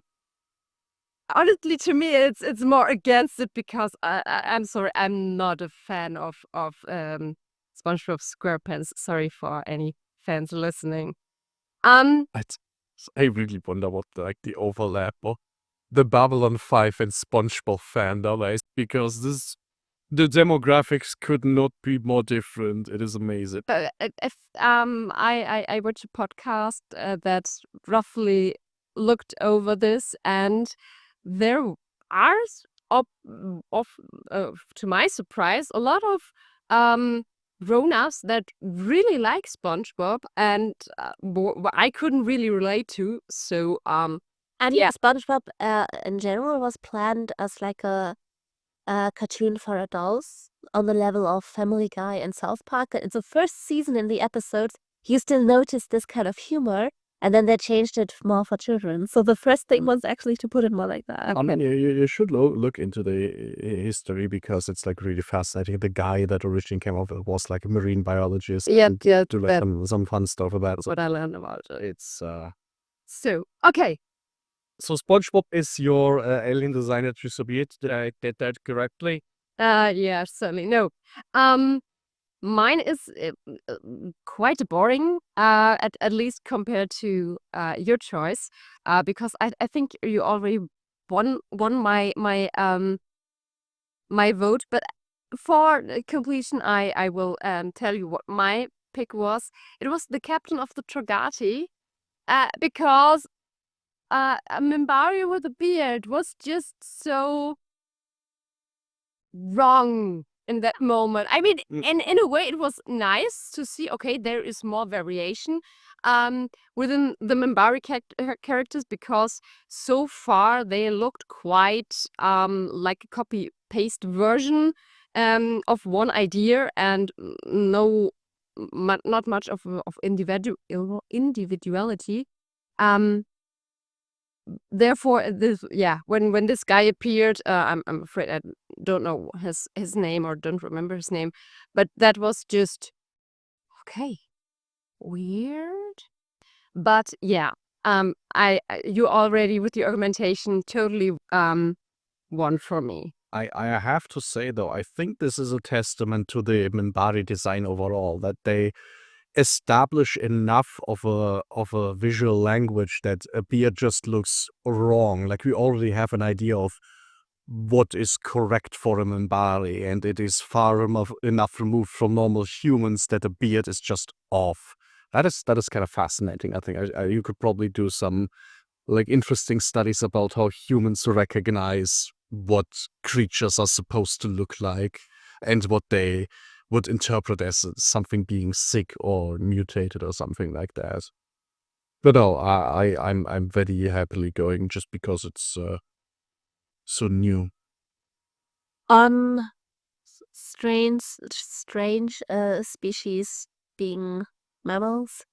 On the breastfeeding line. I'm sorry, I'm just trying to delay this. So this is without alcohol, because when people start like randomly toasting to everything, that's usually a sign.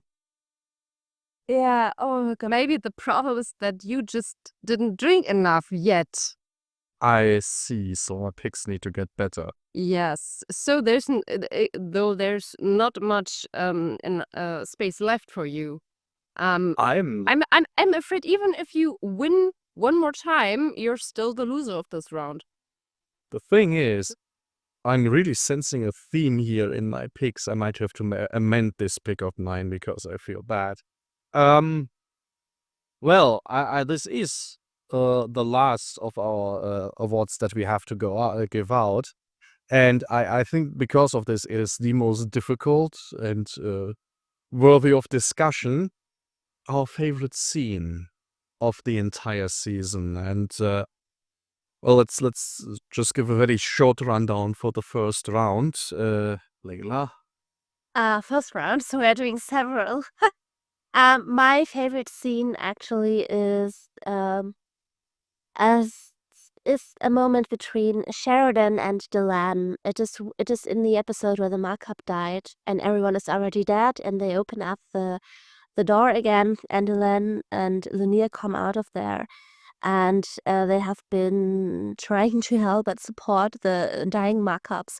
And then there is this moment, this hug between Sheridan and Delenn, which is shows just that they share a kind of experience, but also I think value each other's actions and have empathy for each other in this tragedy. And when you move characters to this level where they hug each other, or where a friendship or even something more is growing between them, you always have to think of, oh God, is this really authentic, or is it just to make it interesting? And here I think I really feel how these characters that we get to know on such a functional basis on this daily life as ambassadors and everything, how they are moved to a more personal level by sharing these kind of emotions. So this hug really between Minbari and Human in this tragedy really for me is like the nicest scene.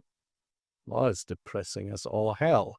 Let me see if I can top that, because the season is called The Coming of Shadows, so it should all be depressing. For me, I think ultimately I've been going back and forth on this, but I think it is the last scene before the war between the Nan and the Centauri breaks out, when Jakar has just learned that the Emperor wanted to apologize for all the atrocities, and he comes to Londo and shares a drink with him. Because, for one, that this is the best interplay they have, I think, whole season. Like the uncomfortableness of Londo is so beautiful. But also, I think for a little moment here, you see what an alternate history could look like, where this is the moment where Jakar is actually willing to extend an olive branch, and where Londo gets to share a drink with somebody who is like a formidable rival, and where their entire relationship could be this much more playful. Yes, we are rivals, and yes, we will never be like true friends, but we go to the club and drinking together. It embodies like all of this from the first two seasons, but unfortunately everything is already in motion. Like, as the watcher already that this is not going to last, and it just creates such suspense that I really love it. I am completely off with this whole dark thing. I mean, I had a lot of scenes where I was thinking, maybe this, maybe this, maybe this was a really tough choice. What I choose is more in the comical direction.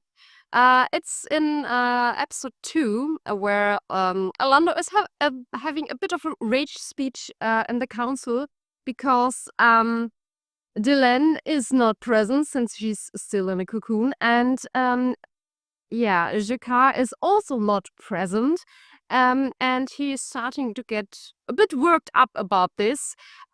Is asking Natov where Jakar is, and if she even knows where he is, and keeps going on with, there you see. One deserts his post without any explanation.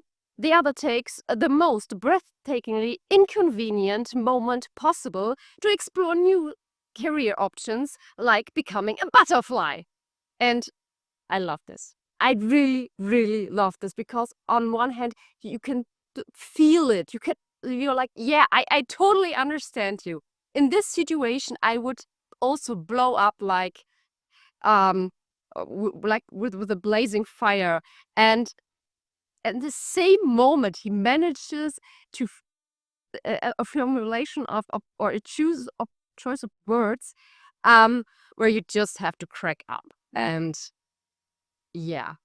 I think this is one of the last moments we have old Lando there. Yes.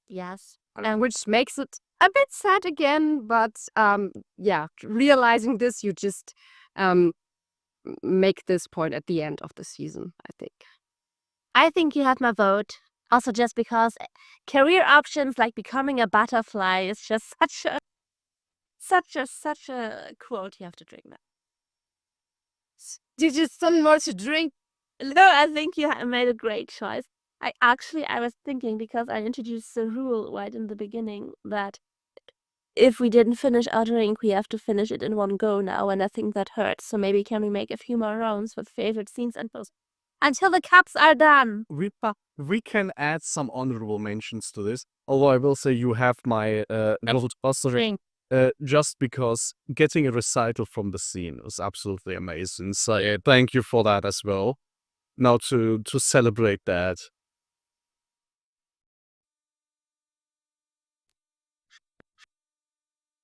It's not helping. No. Good, she had so much left. Oh, I get sick from watching that. I managed to miss my tongue, therefore I'm fine. This was probably the best sip so far. You know what? But It's still need to. totally going to do more and come back the second time around. Then it's gonna be real bad. So that means you're safe. We still have to finish it then. You remind me. With like going more the lighthearted side. My second pick would have been every time Sheridan tries to give his speech and gets interrupted. It actually and the little reveal in the end that he just does it out of principle in front of an empty room. I really enjoy that. It's very nice. Did you have like a secondary pick? I'm thinking about it because I thought of that hug immediately. I'm thinking about it. But I should have a second guess. Wait, no, I'm just thinking of random scenes that could be from other seasons. Oh, what is this? Well, as long as she doesn't have a pick, I take that I win this round, so I get to spin it. Give me a chance, Warren. Give me a chance. Give me a chance. Just wait a minute. Honestly, let him win, because I think I will need some herbal tea after this. Because like he still surprised. It is creating some chemical reactions. Honestly, the aftertaste, I didn't taste much, but the aftertaste is goodness. So I can't get rid of this, honestly. The aftertaste is the worst. You could just pick the Veer and Linear scene. No, I don't want to pick that. So I think I will have to go with. Just mapping Meike suffer at this for. I don't know. Oh my god. Okay, so I picked in the first episode Sheridan giving a speech to the empty control room. I already had that. No, you had when he was just to have a speech. Fine. So let Meike be the judge. Which one of these is the better one? You're both losers. What the fuck? Yeah. Okay, fine. Then I guess you want another drink then for winning. I want to see you suffer like me. Okay. I don't know. I mean, that's a fine pick. No, it's not fine. It's also chaotic because it has been so long and stretched. So I don't know. Oh my god, I hate this. Yeah, sorry. I really like the doctor being inside of the singing ship. It's very nice. It's not that I don't remember scenes. It's just that now picking a favorite, also knowing what sense it makes to me, it's just a bit blurry right now. So I'm struggling. Yeah, I'm sorry. No. We also have Ivanova and Delenn with her hair problems. Yes, but no. Did we already have this super suspense traditional dinner between Delenn and Jay? Okay, that one. Cheers on that one. That was. That is actually a big on. Cheers to that.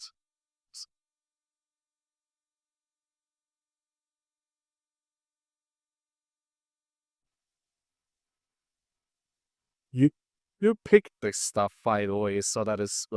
I bought it because it was blue, because I love blue, but There's a reason why no drinks are blue. And wait, there is that. A good blue drink, which is a blueberry sparkling wine, which is something that I used to get drunk with in lockdown when it was too tough on too often, but it was always when things got tough. I went to this one store and bought blueberry sparkling wine, and it was great. You are reliving the memory, right? Yeah, the memory of getting drunk in lockdown on a Wednesday afternoon. Yeah. In that case, that closes out our award season. Oh, not all awards have been. Oh, there's one very important. Yes, the most important one for our workers, because you have been there all this time, especially this very hard year where we were so often neglecting you. And of course, therefore, you deserve the most impressive and awesome award for being our watchers. Thank you.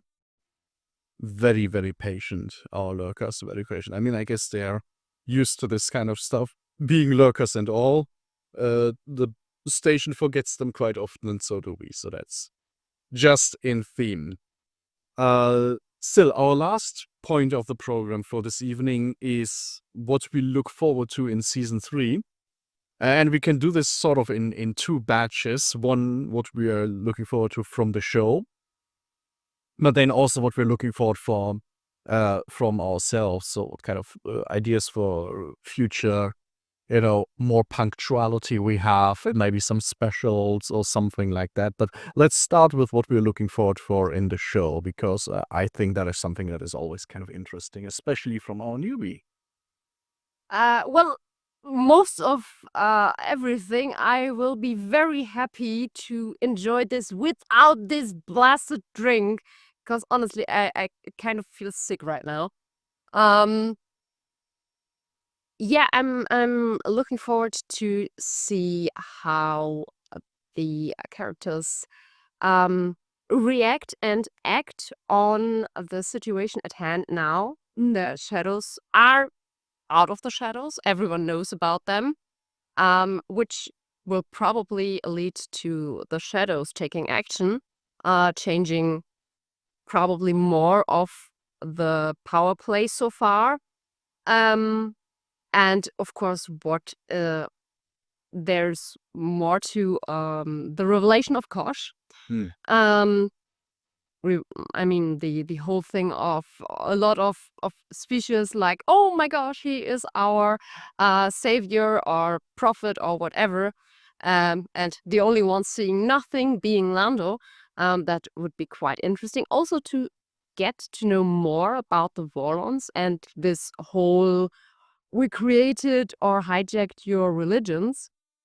And of course, yeah, there is. I'm pretty sure that it will be more intense and there will be more speed to the story, more hectical. I would imagine, because yeah, shit gets real. I think that's a good summary, a plot summary for season 3. Shit gets real. Makes sense to me. How about you? Yes, I mean, what I find interesting is the outro that we got for season 2, where we have Ivanova really bringing us the bad news of, yeah, shit sucks, and now we have to fight. So yeah, I can only expect it to become more dramatic and more dark. But also, I feel like, I mean, I know already, but I feel like, as I said, that now the show really was searching for its focus. So I would expect that from now on it will be a much more straightforward thing to tell that story, with a lot more darkness. Oh, doesn't that sound great? Very in line with the titles or Yeah. everything. I think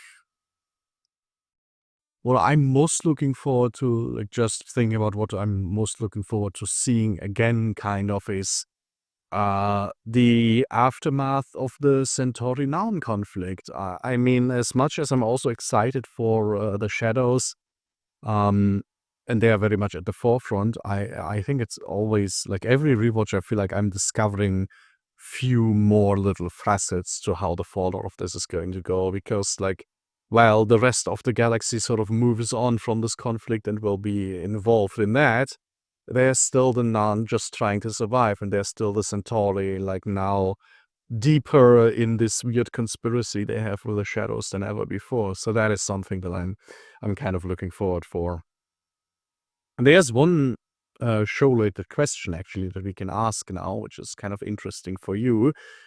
We can give you a very small spoiler.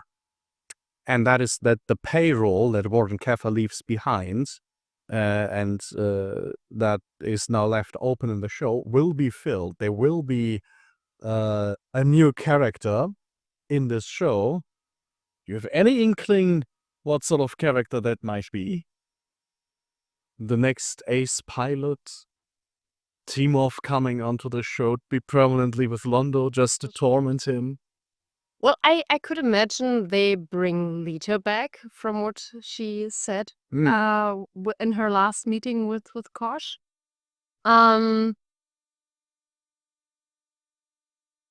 Or a surprise character we haven't met so far.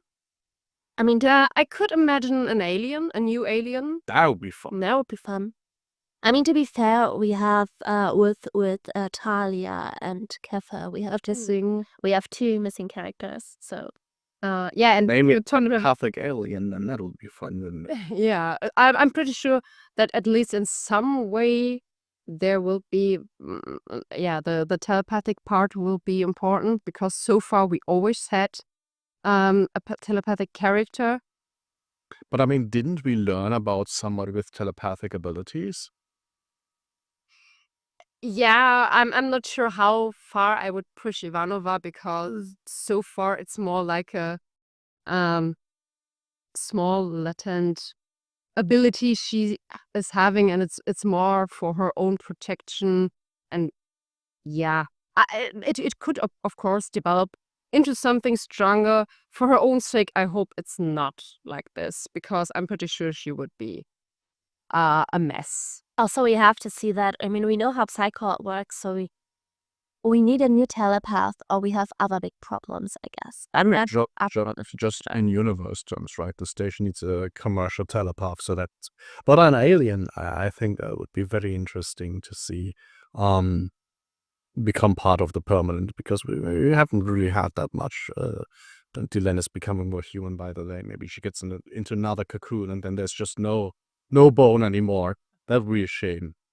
So that's our show things looking forward to. I mean, I think it's safe to say that all of this will be fulfilled. You will learn about a new character eventually.